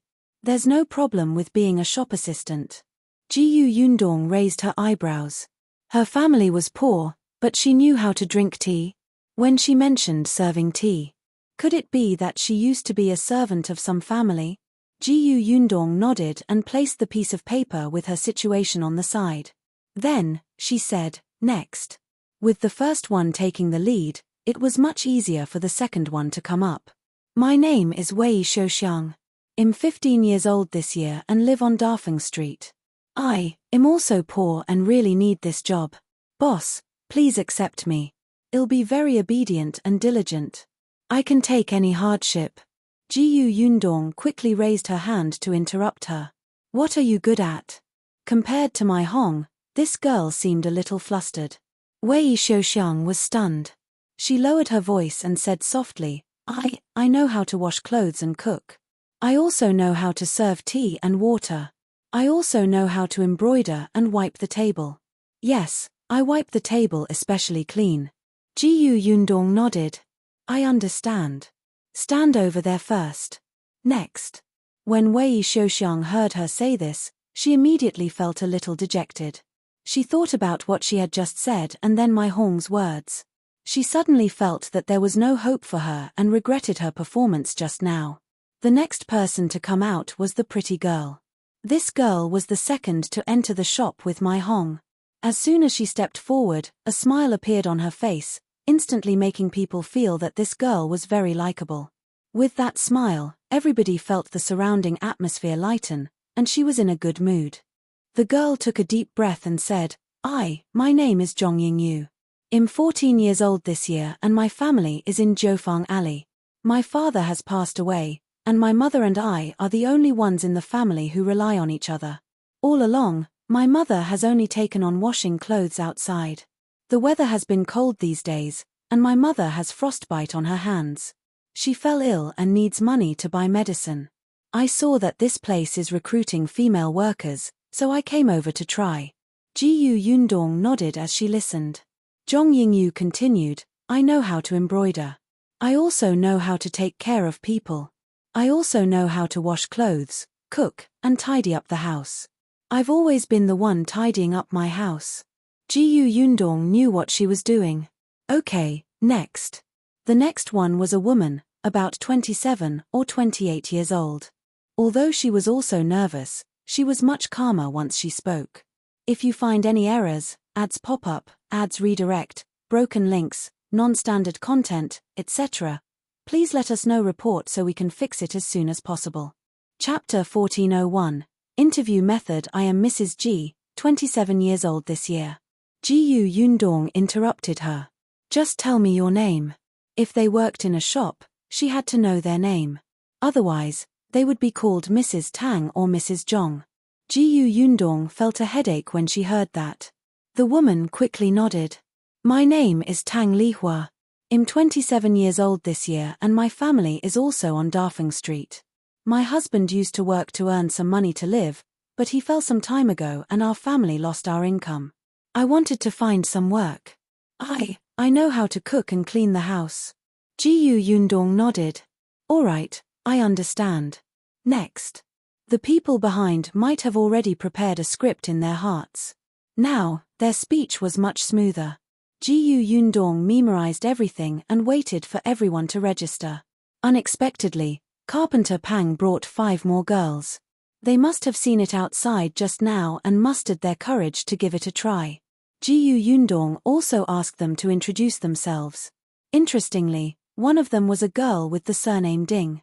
She seemed to be the neighbor people mentioned at the door who had come to apply for an embroidery job. Yundong looked at the list of 12 names in her hand.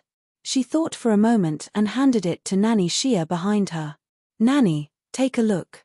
Nanny Xia took it. Your recruitment technique is quite novel.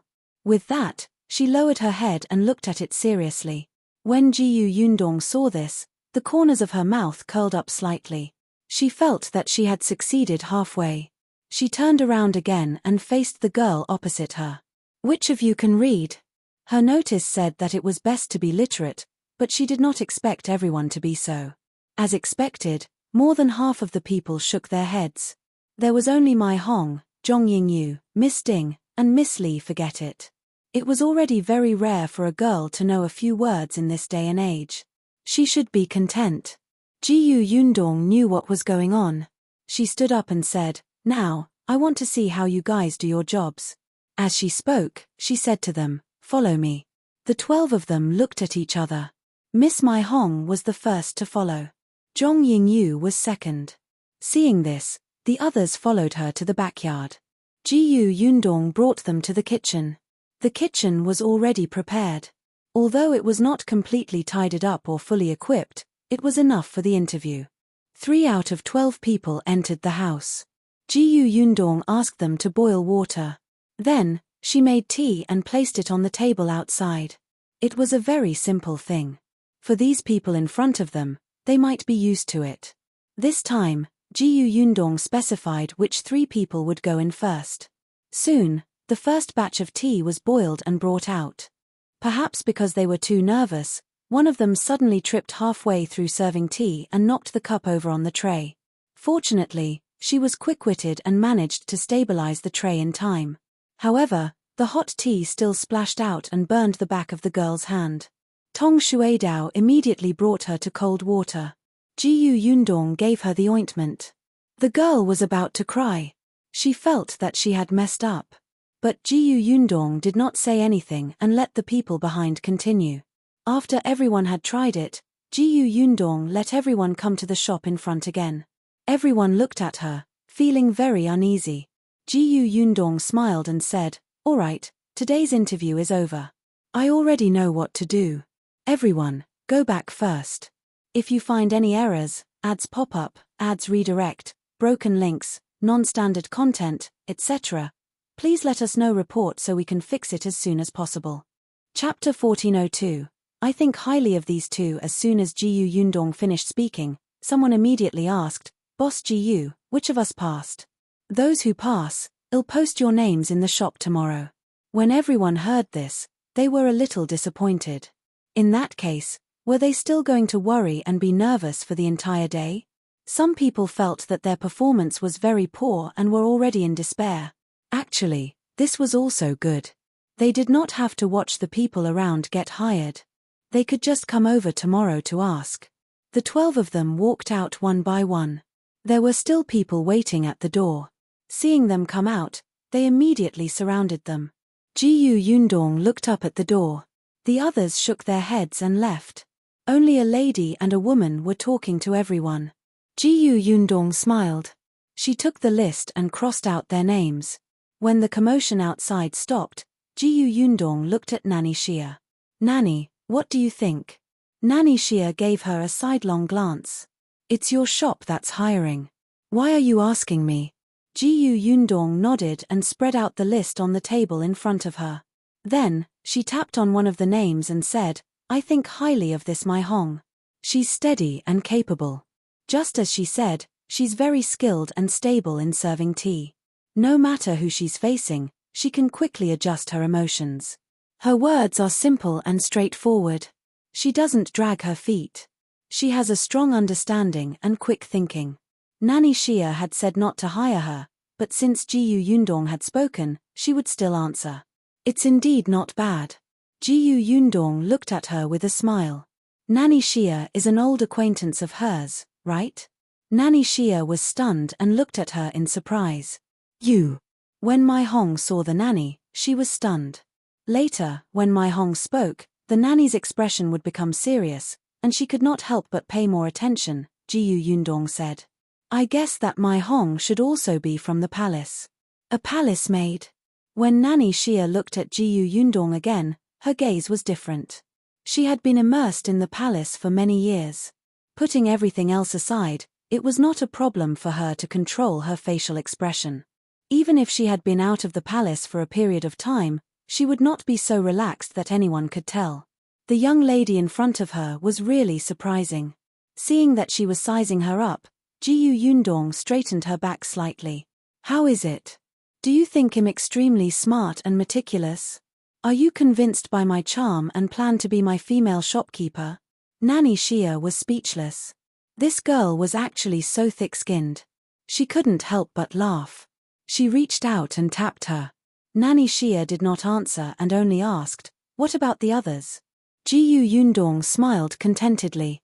"Oh, you're taking the initiative to care about the female staff in the shop. You still say that you're not convinced by my charm?" Yundong quickly began to read the information of the others excitedly. She took out one of them. "Actually, I think this Zhong Yingyu is not bad. Her smile is indeed very sweet, although it's not very sincere. Moreover, she's literate and smart. She won't be in the limelight and knows her limits. Since there are so many advantages, what other concerns do you have? Her motive is not simple." Yundong sighed faintly. She placed Zhong Yingyu's information in a pending position, her eyes filled with pity. Nanny Xia had a whole new level of respect for her this time. No wonder Mrs. Qin was willing to work with her and was so close to her. If you find any errors, ads pop up, ads redirect, broken links, non-standard content, etc., please let us know report so we can fix it as soon as possible. Chapter 1403, Seduce Shao Qingyuan. At this moment, Zhong Yingyu, who had been waiting for Yundong, hurriedly walked towards a rouge shop not far away after leaving the shop. After entering the rouge shop, she entered the backyard. There were two people sitting there, playing chess and waiting for her. However, Prince Zhiyan was the only one who was bored out of his mind. Tang Qijing, who was sitting opposite him, felt very uncomfortable. He did not want to play chess, but he had no choice but to accompany the prince. It was fine if he accompanied him, but he could not win against the prince who was playing chess randomly. He had suffered too much. When he saw Zhong Yingyu, the royal prince threw away the chess piece in his hand and immediately asked her excitedly, "How is it?" Zhong Yingyu bowed and said, "I didn't see the owner surnamed Shao that the royal prince mentioned. The owner who came is a woman with the surname Jiyu." A woman? Not only Zhiyan, but even Tang Qijing, who was behind him, was surprised. "How can it be a woman?" "It's indeed a woman," Zhong Yingyu said, "but this boss Jiyu has a married woman's hairstyle. I guess she should be the wife of boss Shao. Shao Qingyuan is married." "Oh, yes. I remember that he used to have a fiancée in the countryside." Zhiyan sat back down. "In that case, it's not Shao Qingyuan who wants to recruit female workers. It's her wife." He frowned and said to Zhong Yingyu, "Tell me everything that happened today." "Yes." Zhong Yingyu explained everything in detail, no matter how big or small it was. She was very clear. Zhiyan and Tang Qijing looked at each other. There was such a way to recruit people. It sounds like Shao Qingyuan's wife is quite capable. Her actions don't seem like she's from the countryside at all. Is there a mistake? Tang Qijing also nodded at the side. Actually, he felt that not only Mrs. Shao, but even Shao Qingyuan didn't look like he came from the countryside. However, he did not dare to say this. On the other hand, Zhong Yingyu thought for a moment and said, "There has always been a very powerful old woman following behind Mrs. Shao." "You mean someone is guiding her from behind?" Zhong Yingyu thought so, but she was not sure. Zhiyan asked again, "Then how did you perform today? What do you think of your chances of being chosen?" Zhong Yingyu was still very confident about this. "I'll follow the royal prince's instructions. I won't stand out or fall behind. My performance is all right. I meet the standards of the female worker that Boss Jiyu wants. No problem. All right, you can do it in that shop first. If you have the chance, seduce Shao Qingyuan for me. I want to tear off his hypocritical face. It's best if his wife makes a big deal out of it. At that time, let's see who else in the capital still thinks that he has an outstanding character." Zhong Yingyu was actually not very willing to do this, but she had to listen to the royal prince's orders. Her mother's illness still needed the royal prince to treat her. Hence, she lowered her head and agreed. After Zhiyan sent her away, he thought about it and still felt that something was wrong. He found his guard. "Go and investigate for me. Whose shop is that? Is it the Nai family's?" "Yes, sir." The guard received the order and left. Not long after, he returned with news in the afternoon. The shop still belongs to Miss Nai, but the person who is operating the shop now is Shao Qingyuan's wife, the Jiyu family, and the guard paused before saying, Qin Wenzheng's wife. If you find any errors, ads pop up, ads redirect, broken links, non-standard content, etc., please let us know report so we can fix it as soon as possible. Chapter 1404. He must open a husband and wife shop. Yizelan was stunned. You mean Qin Wenzheng? Yes. The guard could only find out this much for the time being. Firstly, the time was limited, and secondly, the clues were really limited. He couldn't even figure out what business the shop for. After all, few people knew. Yizelan frowned tightly. Qin Wenzheng was not to be trifled with at all. Although he did not have any conflict with Qin Wenzheng was now his cousin's favorite. Qin Wenzheng's wife had opened a shop. If he caused any trouble, Qin Wenzheng would be angry. Yizelan felt a headache coming on. No wonder Shao Qingyuan is so arrogant. It turns out that he has such a good relationship with Qin Wenzheng. So the powerful old woman that Zhong Yingyu mentioned was borrowed by the Qin family? Your Highness, wasn't Qin Wenzheng in the Xuanhe prefecture previously? Shao Qingyuan is the same. They might have known each other at that time, Tang Qijing said. Yizelan thought so too. Tang Qijing asked carefully, then, do you still want Miss Zhong to seduce Shao Qingyuan? Why not? Yizelan snorted. Shao Qingyuan can't resist the temptation because there's something wrong with his character. Qin Wenzheng can't blame me. Besides, I'm not afraid of Qin Wenzheng. I'm a dignified royal prince after all. If I don't like Shao, can't I cause trouble for him? Do I have to worry about whether there's anyone behind him? Tang Qijing echoed, that's right, that's right. Shao Qingyuan has a problem with his character. He can't blame the royal prince. Yizelan nodded. Besides, I'm helping Mrs. Shao see her husband's true colors. The corners of Tang Qijing's mouth twitched. You make it sound like you're very familiar with Mrs. Jiyu. Jiyu Yundong, who was forced to see her husband's true colors, had already packed up the name list and returned to Hertai Alley. As soon as she entered, she smelled the faint smell of medicine in the courtyard. She followed the smell and indeed saw 2 bags of herbs in the storeroom. Shao Qingyuan was checking when he heard her footsteps. He turned around and asked, You're back? Did you recruit the female shop assistants? More or less. I already have someone in mind. She walked over, and Shao Wen, who was also in the warehouse, immediately pulled Tian Zhuang out, leaving the room for the 2 of them. Jiyu Yundong looked at the bags in front of her. You went to collect herbs today? Yes, all the herbs we collected today are finished, Shao Qingyuan said. There are a lot of good herbs in the capital. Then when do you plan to open a herb shop in the capital? You have to strike while the iron is hot. With Shao Qingyuan's current reputation in the capital, his business would definitely not be bad if he opened a shop. There are no suitable shops on Jinlan Street for rent. Jiyu Yundong wanted to laugh. Every time this guy looked for a shop, it would be best if it was adjacent to her own shop. He had to set up a couple's shop. Truly interesting. But how could it be so easy in this world? She walked over and hugged his waist. Jinlan Street is used to open a milk tea shop.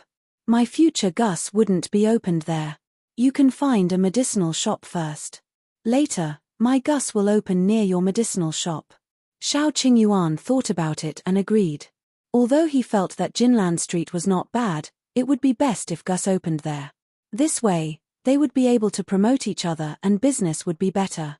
However, the shops on Jinlan Street were too difficult to buy. Nai Shuang had picked up a bargain. It was probably not easy for them to buy a shop in the short term. Shao Qingyuan thought that perhaps he should buy a couple of shops not far from Jinlan Street. Therefore, the next day, Shao Qingyuan went to Nank Street, which was adjacent to Jinlan Street.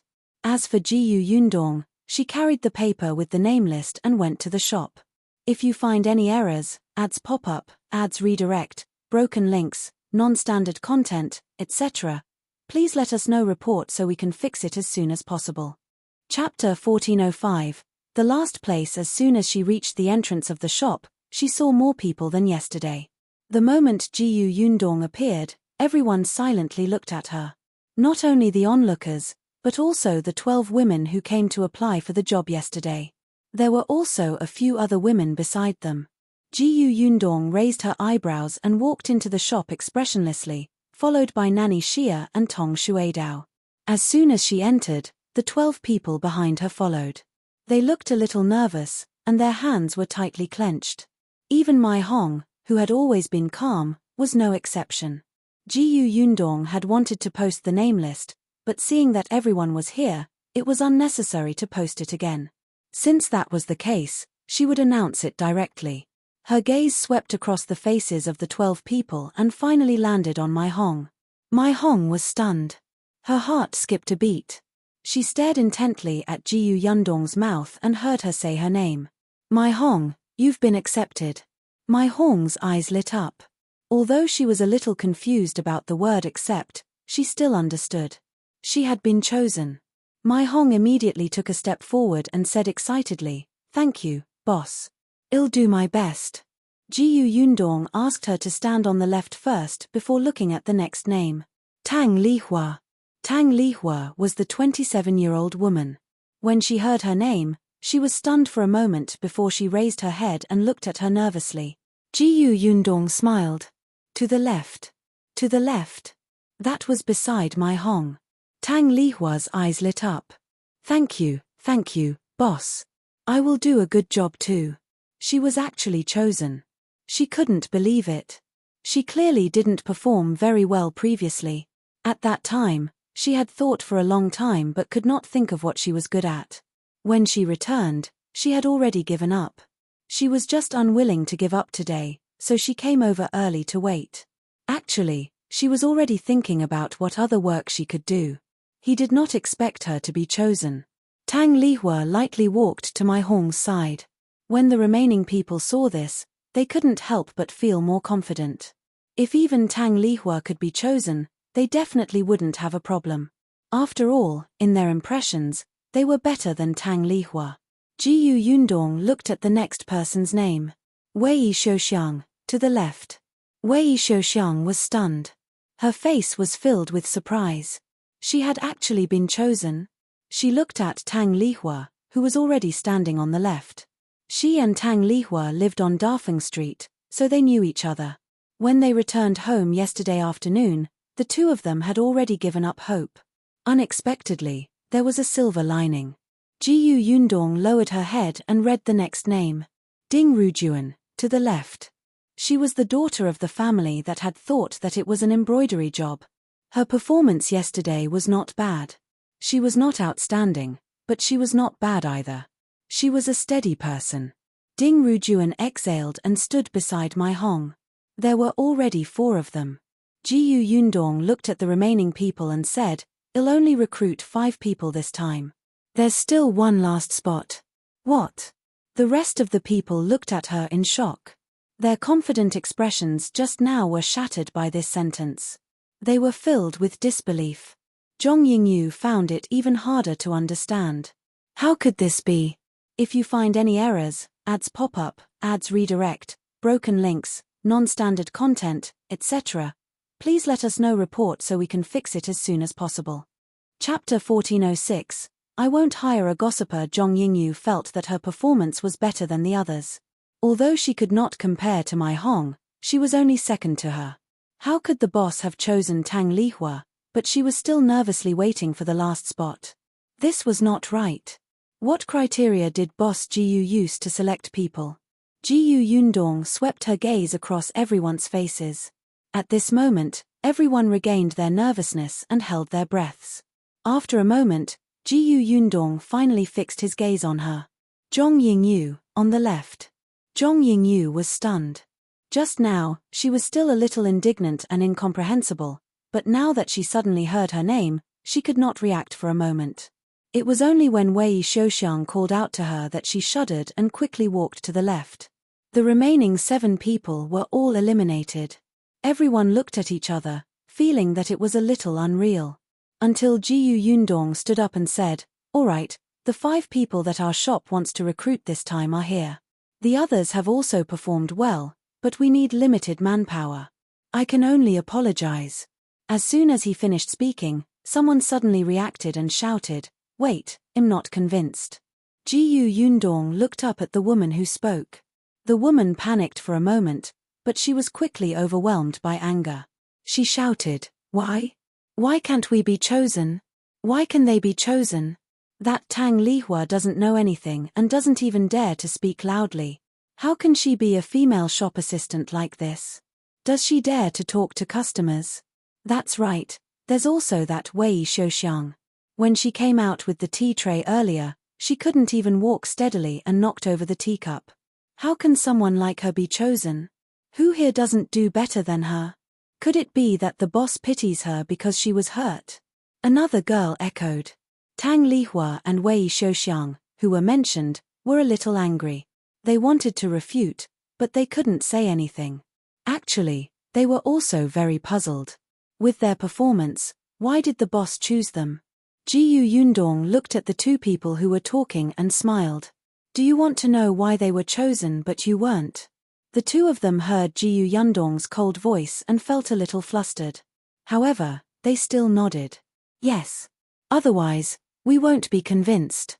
"All right, then I'll tell you." Jiyu Yundong smiled.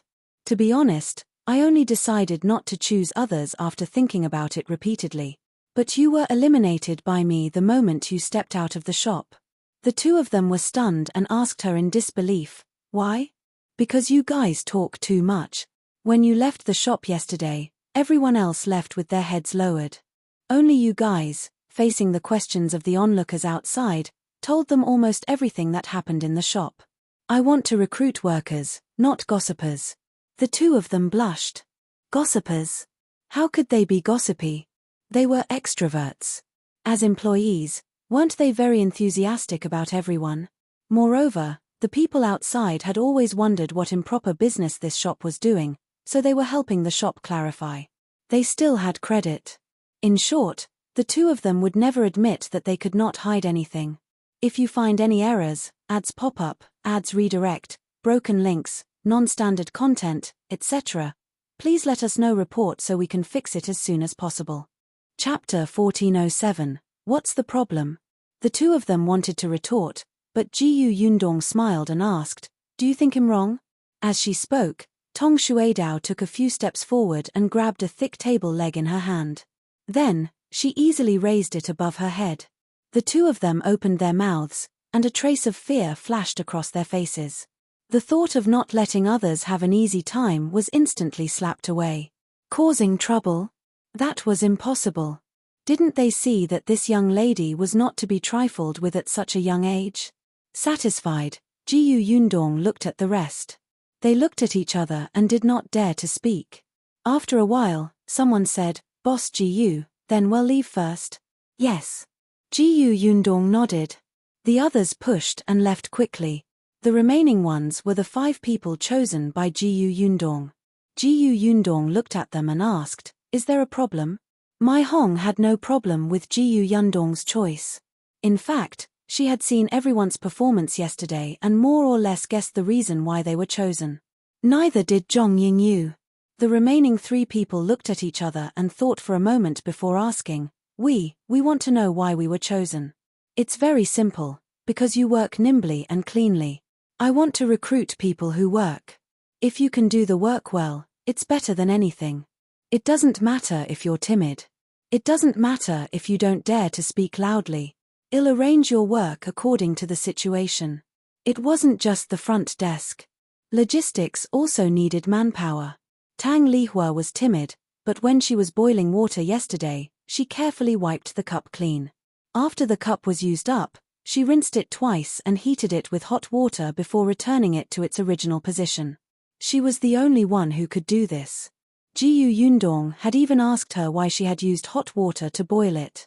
Tang Lihua said that her man was sick and could not get out of bed. He had to drink medicine every day. A doctor had suggested that she use hot water to boil the teacups, bowls, and chopsticks that her man had used. Hence, she naturally did so yesterday. Jiyu Yundong did not say anything after hearing that, but he had already decided on her in his heart. As for Wei Xiaoxiang, she almost tripped while holding the tray, but she tried her best to stabilize the tray.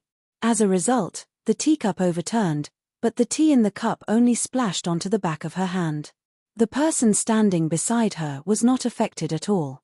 As for Ding Rujun, perhaps because she was good at embroidery, she was used to sitting for a few hours and was very patient. There was also Zhong Yingyu. Initially, Jiyu Yundong did not want to recruit her. What was the point of recruiting her if not to cause trouble for himself? However, Nanny Xia felt that it was not impossible to recruit this person. Zhong Yingyu was smart. The shop needed such a person. As for whether she would cause trouble, Nanny Xia expressed that she could guide her back to the right path and see what she wanted to do. After all, even if Zhong Yingyu was eliminated this time, who knew if she would find another opportunity to do something? Since Jiyu Yundong had chosen Nanny Xia to be the female shopkeeper, she naturally trusted her. That was why these 5 people were chosen in the end. Actually, there were still a few people. Their shop still had the backyard and the second floor. Other than the waiters, they also needed help from the kitchen. Fortunately, Madame Ji would find 2 people to help. Jiyu Yundong looked at them again. Are there any other questions? If you find any errors, ads pop up, ads redirect, broken links, non-standard content, etc., please let us know report so we can fix it as soon as possible. Chapter 1408. Salary. The 5 of them looked at each other. Mei Hong took a deep breath and took a step forward. I want to know how much is our salary? Jiyu Yundong glanced at her and Mei Hong became a little nervous. However, she had no choice. She still had her younger siblings to support at home. She cared a lot about money. Jiyu Yundong smiled and said, for the salary, it will be set at 5 taels a month. If your job is done well, it will increase in the future. In addition, there will be gifts distributed during the festivals. Every season, the shop will prepare 2 sets of clothes for you to change into. Just as Jiyu Yundong finished speaking, joy flashed across the faces of the 5 people in front of her. A monthly salary of 5 taels of silver. That was much more than some shop assistants. Moreover, the boss said that if they did well in the future, the salary would increase. There were even gifts and clothes. This treatment was not inferior to that of those large restaurants. In fact, they had long wanted to ask about the salary, but they did not dare to. It was not easy for women to find work. It was not easy for them to find a stable job. No one wanted to give up. It was better to have less money than to have work today but not tomorrow. However, now that they heard that the salary was more than they had imagined, how could they not be surprised? However, Jiyu Yundong still had a but. As you can see, the shop is still under repair. It will probably take another month or so for it to open for business, so you won't be able to start work in the short term. However, it's not like you don't have anything to do. In this month, you have to train first to understand how to receive customers, understand what kind of business our shop is doing, and grasp the most basic service skills. Don't worry, I'll still pay you. The 5 of them were a little surprised. She actually gave them a salary for training them. They had never heard of anyone being paid as an apprentice. However, it had to be said that this was what they needed. Without any income for a month, it was difficult for them to maintain their lives. Hence, the 5 of them nodded. Yes, boss. We understand. All right, I have 5 contracts here. Mei Hong knows how to read. You can read it to everyone. If you have no objections, sign it and put your thumbprint on it first. Jiyu Yundong's recruitment conditions and some things to take note of were really different from ordinary employers. At this moment, she had even written the contract. Mei Hong went forward and read the contract. In fact, the contract was very simple. Jiyu Yundong asked everyone to keep the matter in the shop a secret. Whoever leaked it would have to pay compensation. There were also some other rules and regulations. However, what surprised Mei Hong and the others was that this contract not only restricted them, but also the owner. Jiyu Yundong could not fire them for no reason. If there was no valid reason, she would have to compensate them for 2 months of work. They had never seen a boss write a contract to restrain herself. For some reason, they felt relieved. They felt that working in such a shop would be very warm and reassuring. Everyone stepped forward. Those who were literate signed on it, and those who were illiterate pressed their fingerprints on it. Zhong Yingyu hesitated for a moment when she was pressing her thumbprint. She looked at the terms with a complicated expression. It was unknown what she was thinking. After a long time, she pressed her fingers down heavily. After the matter was settled, Yundong put away the contract and said, "From tomorrow onwards, go to the Shao residence at 25 Hertai Alley.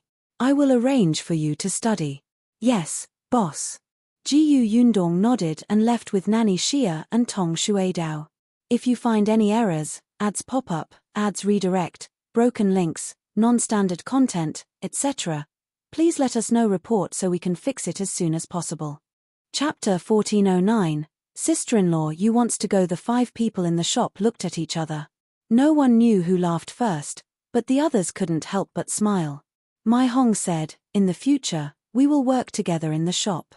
It's not easy for women to find work outside. Let's cherish it."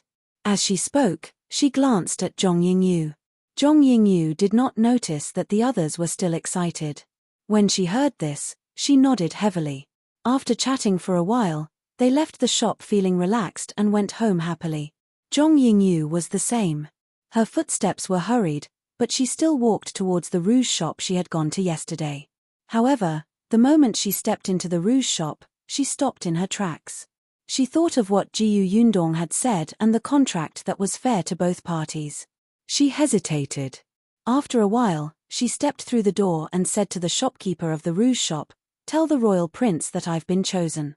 With that, Zhong Yingyu left in a hurry without saying anything else. The shopkeeper opened his mouth and wanted to ask something, but all he could see was her back. Yundong did not know that a certain someone had started to waver even before she was prepared to train her. After sending Nanny Xia back, she saw that it was still early, so she went to the market to buy cloth, cotton, and other things before returning to Hertai Alley. The cotton was meant to be used to make clothes for the girls. She had agreed to give them clothes for the 4 seasons. Now that the weather was very cold in this season, she naturally had to hurry up and prepare clothes for them.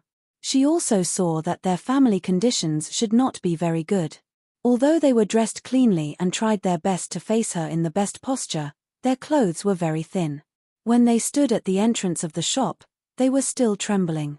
Among the 5 of them, Yundong only knew Mei Hong's situation.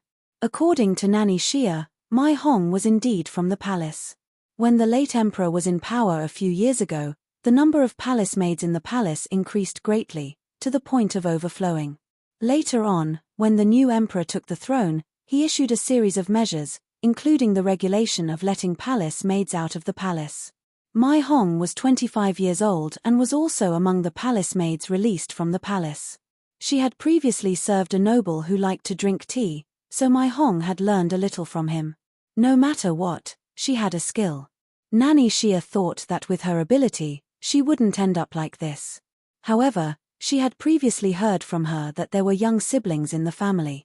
Presumably, this was the reason. However, life was indeed not easy. Yundong thought highly of Mei Hong.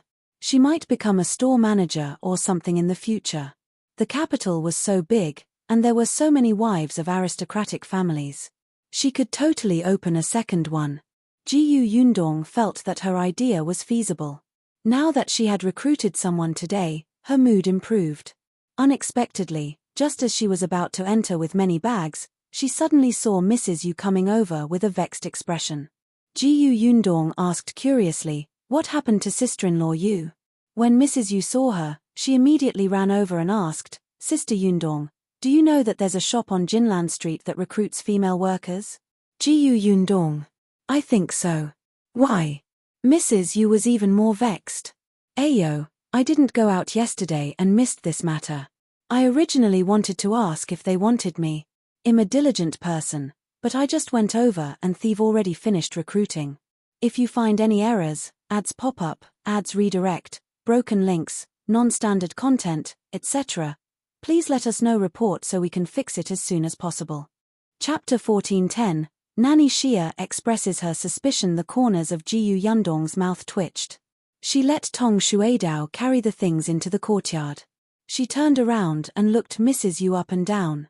Mrs. Yu felt uncomfortable under her gaze and asked, What's wrong? Why are you looking at me like that? Sister-in-law, you wants to work in that shop too?" Isn't that so? Mrs. Yu said. You know my family's situation. The children are all grown up. I just want to find something to do to help cover the family's expenses so that the children can live a better life. Most importantly, with her salary, wouldn't her status in the family rise? Jiyu Yundong stroked her chin. Actually, she had a good impression of Mrs. Yu. Although sister-in-law Yu was quite eloquent, she said what she should say and did not leak a word that she should not say. For example, her family had a lot of troubles. She and her youngest sister-in-law did not like each other, but outside, she had never said anything bad about this sister-in-law and did not let others know that their family was at odds. If Jiyu Yundong did not live next door, she would not know so much. Mrs. Yu was more or less the kind of person who would settle her family matters at home.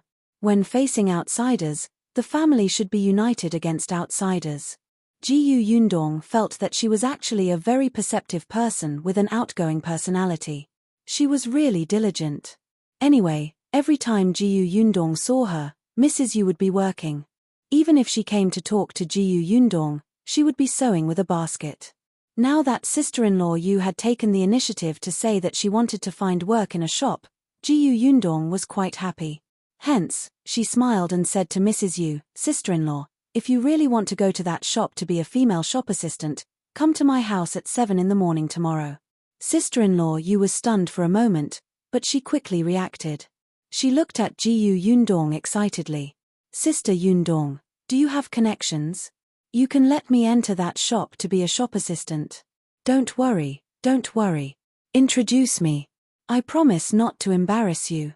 I'm very diligent." "I know. Sister-in-law, remember to come tomorrow." With that, Jiyu Yundong waved her hand and entered the house.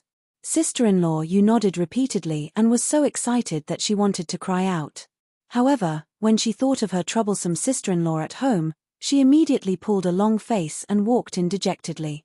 When Jiyu Yundong returned home, Shao Qingyuan was not back yet.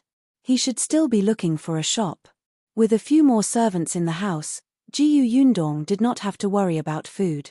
She wrote down the next plan and some food she wanted to prepare in the room. Not long after, Shao Qingyuan returned. The moment he entered, he gave her 2 contracts. "I've bought the shops. They are on Nank Street. The 2 shops are diagonally opposite each other and not far away." Jiyu Yundong poured him a cup of tea before sitting down to read. "They are quite big." "Yes, I'll bring you to take a look another day." "Okay." Jiyu Yundong also told him about the manpower. The Qin residents will send 2 people over tomorrow. When the time comes, they will be handed over to Nanny Xia. She's good at training, so I can relax a little. Shao Qingyuan rubbed her head and said softly, "I went to the Song residence today. Bai Zhiyan can already get out of bed." Jiyu Yundong was stunned. Her eyes lit up. "All right. Let's go and eat first." Auntie Tian had already served the food. Jiyu Yundong and Shao Qingyuan rested early after eating. The next day, Nanny Xia arrived just as Jiyu Yundong woke up. Looking at the woman who kept yawning, the corners of Nanny Xia's mouth could not help but twitch. She expressed deep doubt about her decision. "If you find any errors, ads pop up, ads redirect, broken links, non-standard content, etc., please let us know report so we can fix it as soon as possible." Chapter 14:11. Jiyu Yundong has a way of managing her husband. Jiyu Yundong gave Nanny Xia a dry laugh and called out, "Nanny, have you eaten? Do you want to eat something?" "No need." Nanny Xia sneered. She turned around and saw Shao Qingyuan. She nodded slightly. Shao Qingyuan draped a cloak over Jiyu Yundong before sitting opposite her and starting to eat. Nanny Xia narrowed her eyes slightly. This woman was quite good at controlling her husband. Jiyu Yundong ate slowly, and Nanny Xia was getting impatient. She wanted to remind him, but Shao Qingyuan, who was opposite her, spoke first. "Eat slowly. It's still early." Nanny Xia was speechless. She'd better go outside and get some fresh air. Nanny Xia felt that it was too late. Jiyu Yundong should have let those girls come earlier. That way, she would not have to sit here alone and endure it. However, what Nanny Xia did not know was that Mei Hong and the other girls were already standing at the entrance of the Shao residence. They had all come in advance, but when they thought of the time that Yundong had mentioned, they could not knock on the door and disturb her, so they simply waited at the door. Mrs. Yu had also left early. Unexpectedly, just as she was about to knock on the Shao family's door, she saw 5 people standing there silently. She did not know what they were trying to do. Mrs. Yu was shocked and quickly went forward. She asked in confusion, "Who are you looking for?" "The Shao family." Mei Hong said, "Yes, we're looking for Boss Yu." Boss Yu. Mrs. Yu quickly recalled that Sister Yundong had said that her family was going to open a shop, but shouldn't she be called Lady Boss? Unable to figure it out, Mrs. Yu shook her head and asked, "Then why don't you go in?" "We." Before Mei Hong could finish speaking, the door in front of her was suddenly opened. Uncle Tian only opened the door to take a look when he heard the sound outside. He did not know the others, but he knew Mrs. Yu. Uncle Tian looked at Mrs. Yu. "You guys are?" Mrs. Yu hurriedly said, "I'm here to look for Sister Yundong. She told me yesterday that she wanted me to come in the morning. Look, I'm 15 minutes early." Uncle Tian nodded and looked at the others. Zhong Yingyu said, "Me too." Uncle Tian looked at the number of people and understood in his heart. They should be the female workers that Madam had mentioned, right? He quickly moved half of his body aside. "Come in first. Madam has instructed you to enter directly when you arrive." Mei Hong and the others heaved a sigh of relief. Mrs. Yu was the first to enter. Yundong had already finished her meal. When she heard the commotion, she followed Nanny Xia over. Mei Hong and the others quickly went forward respectfully. "Boss Yu. You're here." Yundong looked at the 5 of them. Yes, they were in good spirits. She stepped back, revealing Nanny Xia behind her. She introduced, "This is Nanny Xia. She used to serve the nobles in the palace. Now, she's the shopkeeper of our shop. From today onwards, she will teach you some basic etiquette." Other than Mei Hong, everyone else widened their eyes. "A nanny from the palace?" Yundong said, "Nanny Xia is very capable. Previously, many big families wanted to invite her to the residence to be a nanny. Now that she's here to teach you, you're lucky. You have to study hard in the next month. It's good for you." "Yes, boss." The few of them were faintly excited. Only Mrs. Yu, who was at the side, had a dumbfounded expression. Yundong smiled and turned to her. "Sister-in-law, don't you want to be a female shop assistant at the new shop on Jinlan Street? If you find any errors, ads pop up, ads redirect, broken links, non-standard content, etc., please let us know report so we can fix it as soon as possible." Chapter 14:12. Another female worker. Mrs. Yu nodded blankly. "Yes, yes." Yundong pointed at Mei Hong and the rest. "They are the 5 new female workers that the shop recruited yesterday. You can learn from them in the future." Mrs. Yu blinked again, and suddenly reacted. She immediately looked straight at Yundong. "Yundong, Sister Yundong, do you mean that the shop was opened by you?" "Yes, I opened it." Yundong smiled. "Sister-in-law Yu, do you still want to go?" Mrs. Yu was a little stunned, but when she heard this, she immediately nodded reflexively. "I want to go, I really want to go." Yundong nodded. "In that case, Mrs. Yu, come in with me. I'll tell you about the situation in the shop and let's sign a contract." After saying that, she turned around and entered the central room. Mrs. Yu followed her in a daze. Yundong told her the basic situation of the shop, which was similar to what Mei Hong and the others had said. Then, she took out the contract as well.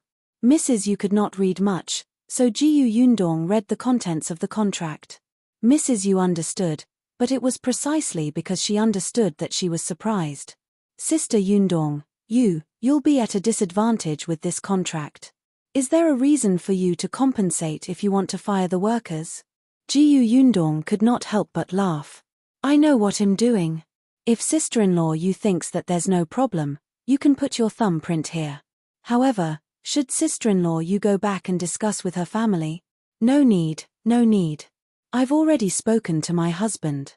I'll press the thumbprint now." After hearing Yundong's words yesterday, Mrs. Yu felt that with her introduction, she would definitely enter that shop to work. Hence, she had already spoken to her husband. She did not expect that this shop would directly belong to Sister Yundong. Sister-in-law Yu was very excited now. There were 5 taels of silver for her salary. It was so much. Moreover, if she worked hard, it would increase. When she had money in her hands, she would not have to squeeze in this courtyard with her entire family. She could even send her son to school. Mrs. Yu's original name was Yu Rong, and she was about the same age as Tang Lihua. She had an outgoing personality and was easy to get along with. As soon as she signed the contract, she immediately changed her way of addressing him. Boss, I'll go out first and go home to inform my man. Then, I'll come over and learn from shopkeeper Xia. Okay. Mrs. Yu left in a hurry. Jiyu Yundong packed up the contract and walked out of the central room. Outside, Nanny Xia had already given them a lecture. Not only Mei Hong and the others, but also the 3 servants that Jiyu Yundong's family had bought. The 8 of them did not dare to slack off in the slightest in the face of Nanny Xia's aura. Their expressions were as serious as primary school students listening to class. Jiyu Yundong stood under the corridor and listened for a moment before turning around to go to the warehouse. Shao Qingyuan was sorting out the herbs. When he saw her come in, he handed her a box in his hand. You'll keep this for me. Jiyu Yundong glanced at him and smiled. Sure. She knew that the medicinal ingredients in the box should be good stuff. Now, the 2 of them had a tacit understanding that the most valuable things were with Jiyu Yundong. I'm going to the Song residence later. Bai Jian's condition is rare, so we'll take this opportunity to take a look too. Okay. When the herbs were almost sorted out, Shao Qingyuan tidied up and walked into the courtyard. Nanny Xia happened to lead Mei Hong and the others to the kitchen. Zhong Yingyu was at the back. When she looked up, she saw Shao Qingyuan. If you find any errors, ads pop up, ads redirect, broken links, non-standard content, etc., please let us know report so we can fix it as soon as possible. Chapter 14:13, Women Need Money. Zhong Yingyu was slightly stunned and took another look. It was only when someone called out to her in front that she hurriedly followed. However, her mind was still replaying the scene just now. That person was in an intimate position with Boss Jiyu and was very close to him. The way he looked at Boss Jiyu was abnormally gentle. He should be Shao Qingyuan, right? Was this person the one the royal prince had asked her to seduce? Thinking of Shao Qingyuan's face, Zhong Yingyu suddenly felt that he was not that repulsive. At least, he was not the kind of person who was rude and achieved nothing in his 50s. Instead, he was exceptionally elegant and handsome, and he had an aura that ordinary people did not have. Zhong Yingyu took a deep breath and smiled. Unexpectedly, in the next moment, Nanny Xia's slightly stern voice sounded in his ear. Zhong Yingyu, come and take this tray. Zhong Yingyu suddenly came back to her senses. When she met Nanny Xia's penetrating gaze, her body suddenly trembled. She quickly went forward and carried the tray. Nanny Xia raised her eyelids and led everyone to a room not far away. This room was specially vacated by Jiyu Yundong for their lessons.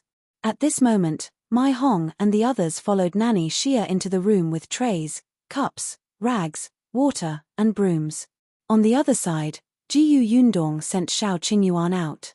Unexpectedly, just as she turned around and was about to return to the courtyard, a carriage drove over. Jiyu Yundong looked up and saw Madame Ge coming down. She was accompanied by an old woman and a maidservant. When she saw Jiyu Yundong, Madame Ge immediately brought them over with a smile. I'm late. Has Nanny Xia started? It's not too late. Nanny Xia is about to start, Jiyu Yundong said with a smile as she welcomed Madame Ge in. Mrs. Ge said, can you show me? Jiyu Yundong led them to the prepared room. As soon as they reached the door, they heard Nanny Xia's low and serious voice. If you want to be bold, the most important thing is to be confident. You're people with jobs now. You can earn money yourself. You earn more than the workers in ordinary shops. With money in your hands, you have the right to make decisions at home and outside. Thinking about it this way, don't you think you can hold your head high? Jiyu Yundong and Madame Ge looked at each other and could not help but laugh. That's right. Nowadays, Many women had very low statuses because they did not have money or power. As long as they could control money or power, they would immediately be confident enough to speak. 5 taels of silver. Even in the capital, many ordinary people might not be able to earn this money in a month. Yundong glanced at the old women and maids behind Madame Ge. Are they the people you found to help at New Tea Pavilion? Yes, old Madame Gao can help in the kitchen. Her culinary skills are not bad to begin with. Our Chu will be entertaining guests in the front hall. Both of them are trustworthy people. As they spoke, the two of them bowed slightly to Yundong. Greetings, Master Jiyu. Yundong smiled and nodded. He reached out and knocked on the door. Nanny Xia's voice immediately stopped. Yundong let them in. Shopkeeper Xia, I'll leave them to you. Nanny Xia glared at her. After letting someone in, she closed the door and locked Yundong and Madame Ge outside. Yundong shrugged and led Madame Ge to the reception pavilion for tea. If you find any errors, ads pop up, ads redirect, broken links, non-standard content, etc., please let us know report so we can fix it as soon as possible. Chapter 1414, Early Internship. Madame Ge smiled and asked, Nanny Xia is not bad, right? Yes, I think I can be a hands-off boss now. Don't. The shop still depends on you for promotion. Yundong understood what she meant and her eyes lit up. Are you going to invite those noble ladies and young ladies to the Qin residence as guests? Madame Ge nodded. Yes, the post has already been sent out. Freeve. Vel C. O. M. When? In half a month. Madame Ge said, I thought that after half a month, the people here will be almost done training. It's a good opportunity for them to practice at the banquet. Isn't this a rare opportunity? Besides. She paused, and a sweet smile flashed across her face. Moreover, Wenzheng will be back in half a month. I'm afraid more guests will come when he comes back. You can also call Shao Qingyuan away. You might even be able to see Marquis Huayin. Yundong had already met Marquis Huayin's wife, but she had yet to meet Marquis Huayin. If Marquis Huayin came, his wife and second madam might come too. In that case, there was no need to wait for their shop to open before meeting them. Yundong immediately began to look forward to it. All right, in half a month, I'll bring Mei Hong and the others to test it. Madame Ge then told Yundong about the shops. She also managed a few shops. However, there were trustworthy shopkeepers in the shops and they had been in charge for a few years, so she usually checked the accounts and did not interfere. Now that she was working with Yundong, she became interested and instantly became energetic. After sending Madame Ge off, Yundong went to inform Nanny Xia of the situation so that Nanny Xia could adjust the time. In the following days, Yundong began to get busy. She had to personally teach the few people in charge of the kitchen how to make milk tea and other snacks. Madame Gao, who was sent by Madame Ge, was indeed very useful. She learned very quickly. She seemed to be very interested in the production of milk tea. After seeing it once, she could draw inferences. Yundong did not need to worry.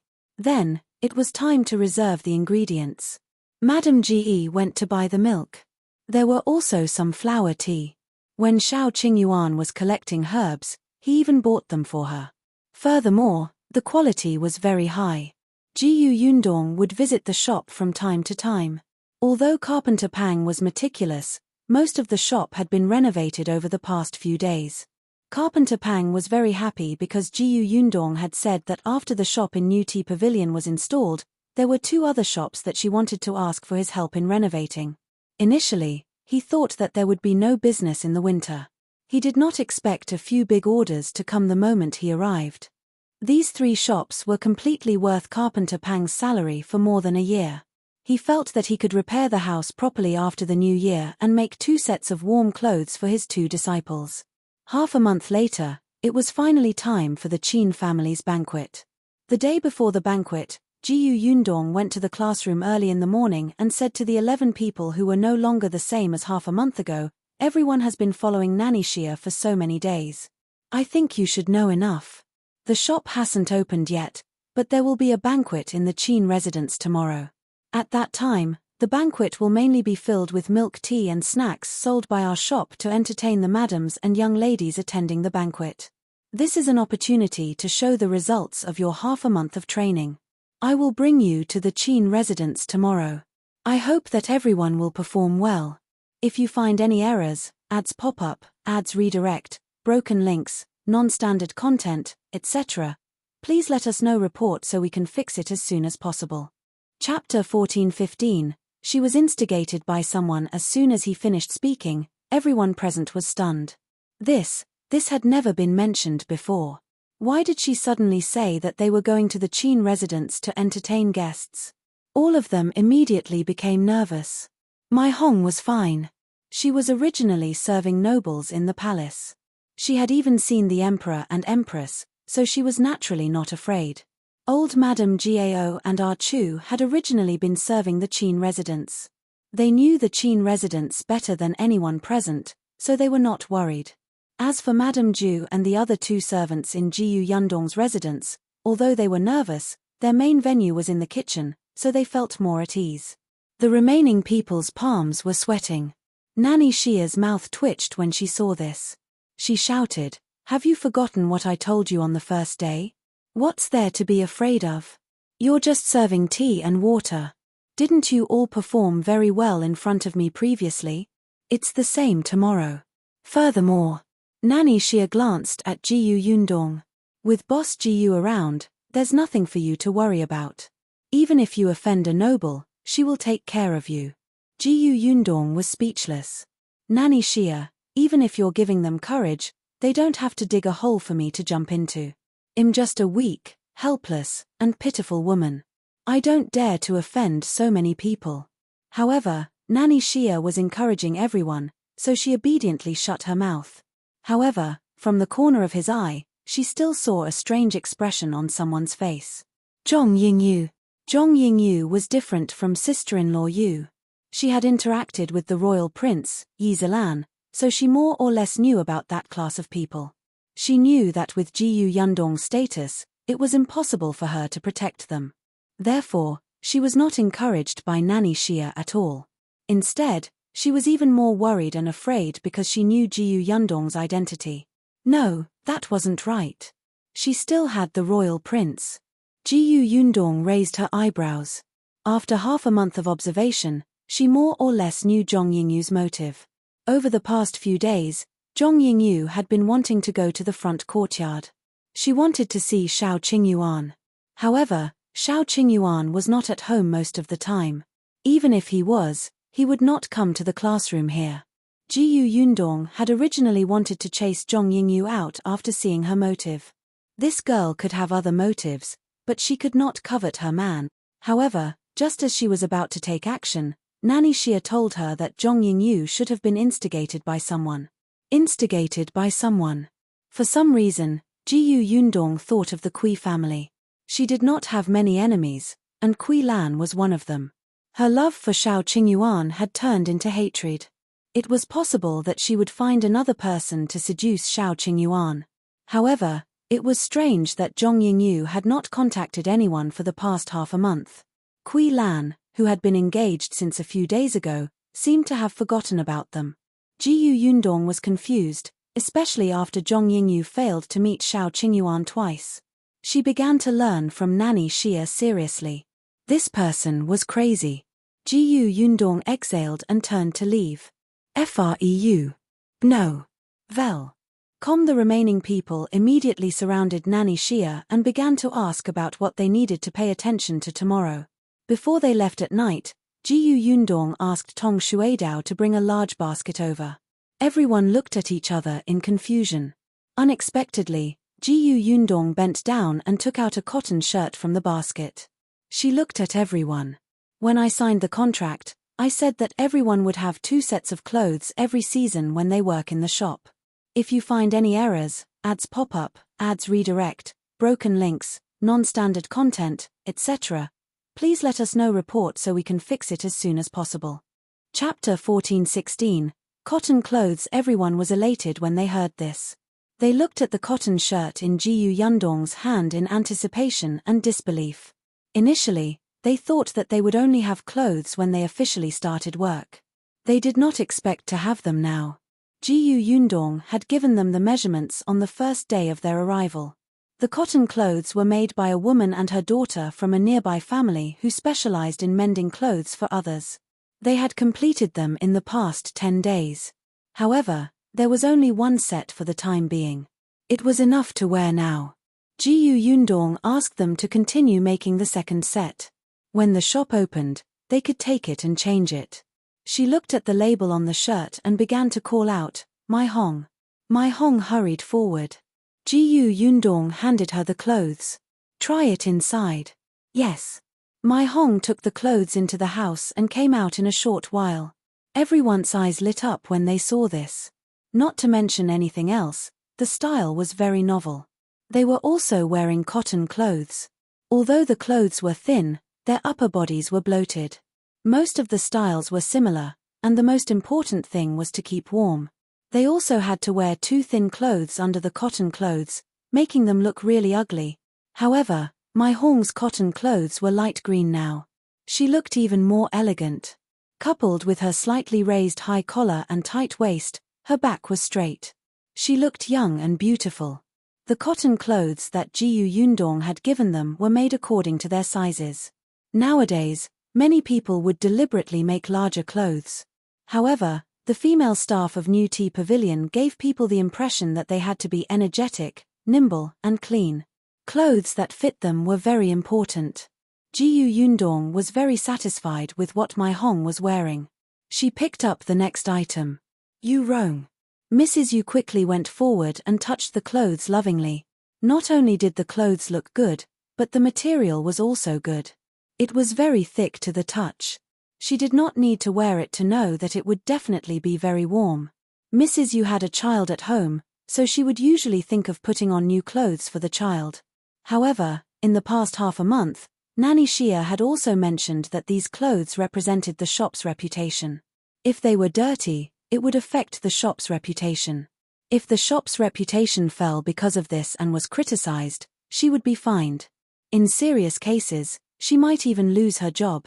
Therefore, the people here instantly gave up on the idea of letting others wear their clothes. The clothes were distributed one by one. Yundong looked at them and found that they all fit in very well. When she was recruiting, Yundong had also taken a look at their appearance and height. Now that they were standing in a row, it was very pleasing to the eye. Yundong nodded in satisfaction. "Very good. You can all go back first today. Rest early tonight. We will gather here at dawn tomorrow. I will bring you to the Qin residence then." "Yes, boss." Everyone quickly agreed. Then, they entered the house and changed out of their cotton clothes. They cherished the clothes and folded them before putting them away. They left the Shao family one after another. Only Rujun walked last. After some thought, she placed the clothes in the basket. When she met Yundong's puzzled gaze, Rujun said in embarrassment, "My house is a little messy. I'm afraid that my clothes will get dirty when I bring them back, so I want to leave them here first and wear them tomorrow, okay? Boss." Yundong nodded and smiled. Of course. She also had some understanding of Rujun's situation. If you find any errors, ads pop up, ads redirect, broken links, non-standard content, etc., please let us know report so we can fix it as soon as possible. Chapter 1417, Rujun's situation. The Ding family's conditions were average, but her father had married a stepmother. Her stepmother did not treat her very well, but because Rujun had embroidery skills, the money she earned from embroidery every month allowed the family to eat 2 more meals of meat. On account of the fact that she earned money, her stepmother did not abuse her. However, Rujun did not have any time to rest. She had to work hard at home the entire day. She was quite smart. She did not embroider quickly to avoid raising her stepmother's appetite. Occasionally, she would even leave a few pieces of handkerchief and ask someone to help her sell them for money in the cloth shop. However, her stepmother did not like her and despised her for not earning enough. She wanted to bring her to the embroidery workshop. It was said that the embroidery workshop provided food and accommodation, and the money she earned every month was quite a lot. Ding Rujun did not want to enter the embroidery workshop. It was fine to do embroidery now, but if she did it for too long, her eyes would not work. Back then, her biological mother had damaged her eyes like this and her body had fallen ill. She did not want to repeat the same mistake. Therefore, when her stepmother brought her to the embroidery workshop, she deliberately hid her talents. The embroidery workshop did not fancy her. However, her stepmother was still unwilling to give up. When she heard that Jinlan Street was recruiting, she immediately urged Father Ding to send Ding Rujun over. Father Ding really brought her to Jinlan Street. Ding Rujun was unwilling at first and only planned to go through the motions. She thought that if her embroidery skills could not pass, others would not want her. However, when she entered, she realized that the shop was not hiring an embroidery maid, but a female shop assistant. Moreover, according to Boss Jiyu, the guests were all women. Ding Rujun immediately understood that she had to seize this opportunity, so she performed very well and entered the shop. Her stepmother was not happy, but when she heard that she had signed a contract and would earn 5 taels of silver every month, she reluctantly agreed. After Jiyu Yundong found out about this, he spoke to Ding Rujun alone. She said, "Now that your family knows that your salary is 5 taels, I think you have to hand them over. However, I've said before that if you do well in the future, I'll give you a raise in salary. When the time comes, you don't have to tell your family. I won't tell you either. Just take it."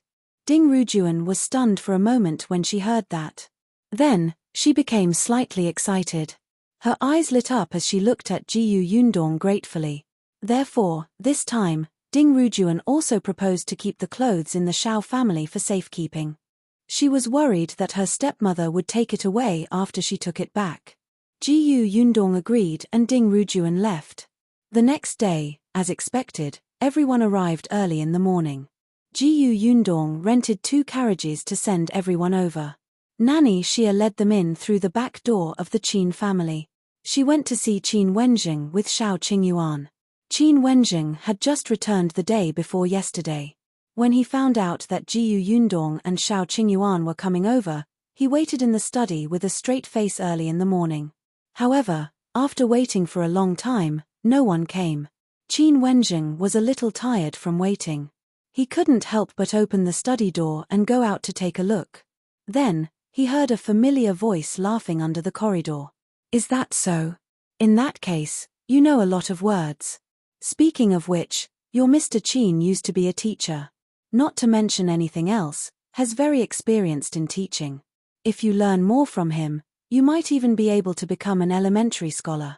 Sister Jiyu, you must be joking. I'm not talented in studying and I'm already so old. I'm already very satisfied that I can read. How would I dare to take the elementary scholar examination? You don't have to belittle yourself. If you find any errors, ads pop up, ads redirect, broken links, non-standard content, etc., please let us know report so we can fix it as soon as possible." Chapter 1418, Qin Wenzheng's official aura ahum. Qin Wenzheng coughed heavily and finally interrupted the few people who were chatting about the past. Jiyu Yundong and Shao Qingyuan looked up. Qin Shu, who was standing opposite them, immediately stood up and glanced at Qin Wenzheng guiltily. He really didn't do it on purpose. He had been by Mr. Qin's side for several months, and he had learned a lot. He also knew that he shouldn't have stood under the corridor and chatted with people when guests came. However, he was too excited to see Jiyu Yundong. In addition, Sister Jiyu greeted him and asked about his recent situation. He could not help but keep talking and forget where he was. Qin Wenzheng snorted softly, and Qin Shu lowered his head even more. Only then did Qin Wenzheng look at Jiyu Yundong. "Come in. It's cold outside, but you guys are chatting so happily outside. We just exchanged a few words." Jiyu Yundong laughed. She was also very happy to see Qin Shu. Speaking of which, she could be considered the middleman between Qin Shu and Qin Wenzheng. She treated Qin Shu as her younger brother. When she saw him, she naturally wanted to ask, afraid that he was not good in any way. However, she forgot for a moment that Qin Wenzheng was no longer the teacher Qin from Fengkai County. He was an official of the imperial court, and the people around him had to follow the rules. Shao Qingyuan brought her into the study. Wenzheng got someone to serve tea and sat back in his seat. He looked at the two of them and raised his eyebrows. Are you used to the life in the capital? Did you encounter any trouble? If you do, you can look for me. I haven't seen you for a few months. Master Qin is becoming more and more authoritative. Yundong smiled and drank a cup of tea. Wenzheng looked at Shao Qingyuan. Control your wife. She's already married, but she's still so immature. How am I immature? You sound so jealous. Yundong was speechless. How was she jealous? Wenzheng, don't imagine too much. Yundong is in charge of my family, Shao Qingyuan replied as he sat beside Yundong. Wenzheng choked. After a while, he waved his hand. Forget it. How can you be so self-righteous when your status is not up to standard? Pretend I didn't say anything. Seeing that Yundong was about to say something, he quickly changed the topic. By the way, I heard my wife talk about you guys when I came back. Did you make any progress? Speaking of this, Yundong's attention was indeed diverted. She frowned slightly and sighed. No. I had high expectations of the Marquis Huayin, but the last time I saw the Marquise, it didn't seem likely. Today, the Marquise will bring second madam over.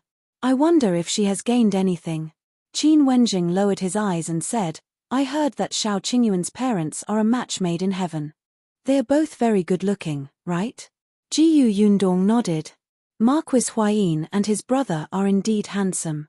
I've never seen second madam, but I think it might not be her. Shao Qingyuan frowned. What do you mean? I think you've all asked around. The Marquis Huayin did not lose his child more than 20 years ago. Of course, it's also possible that they hid this matter and outsiders have no way of knowing. However, as far as I know, Second Master Shao does have a son who's the same age as you. However, when you disappeared, Second Madam happened to bring the child to her parents' house and was not in the capital. Therefore, the couple Liang Zi saw holding Shao Qingyuan was unlikely to be Second Madam. Shao Qingyuan and Yundong looked at each other. Wenzheng sighed secretly.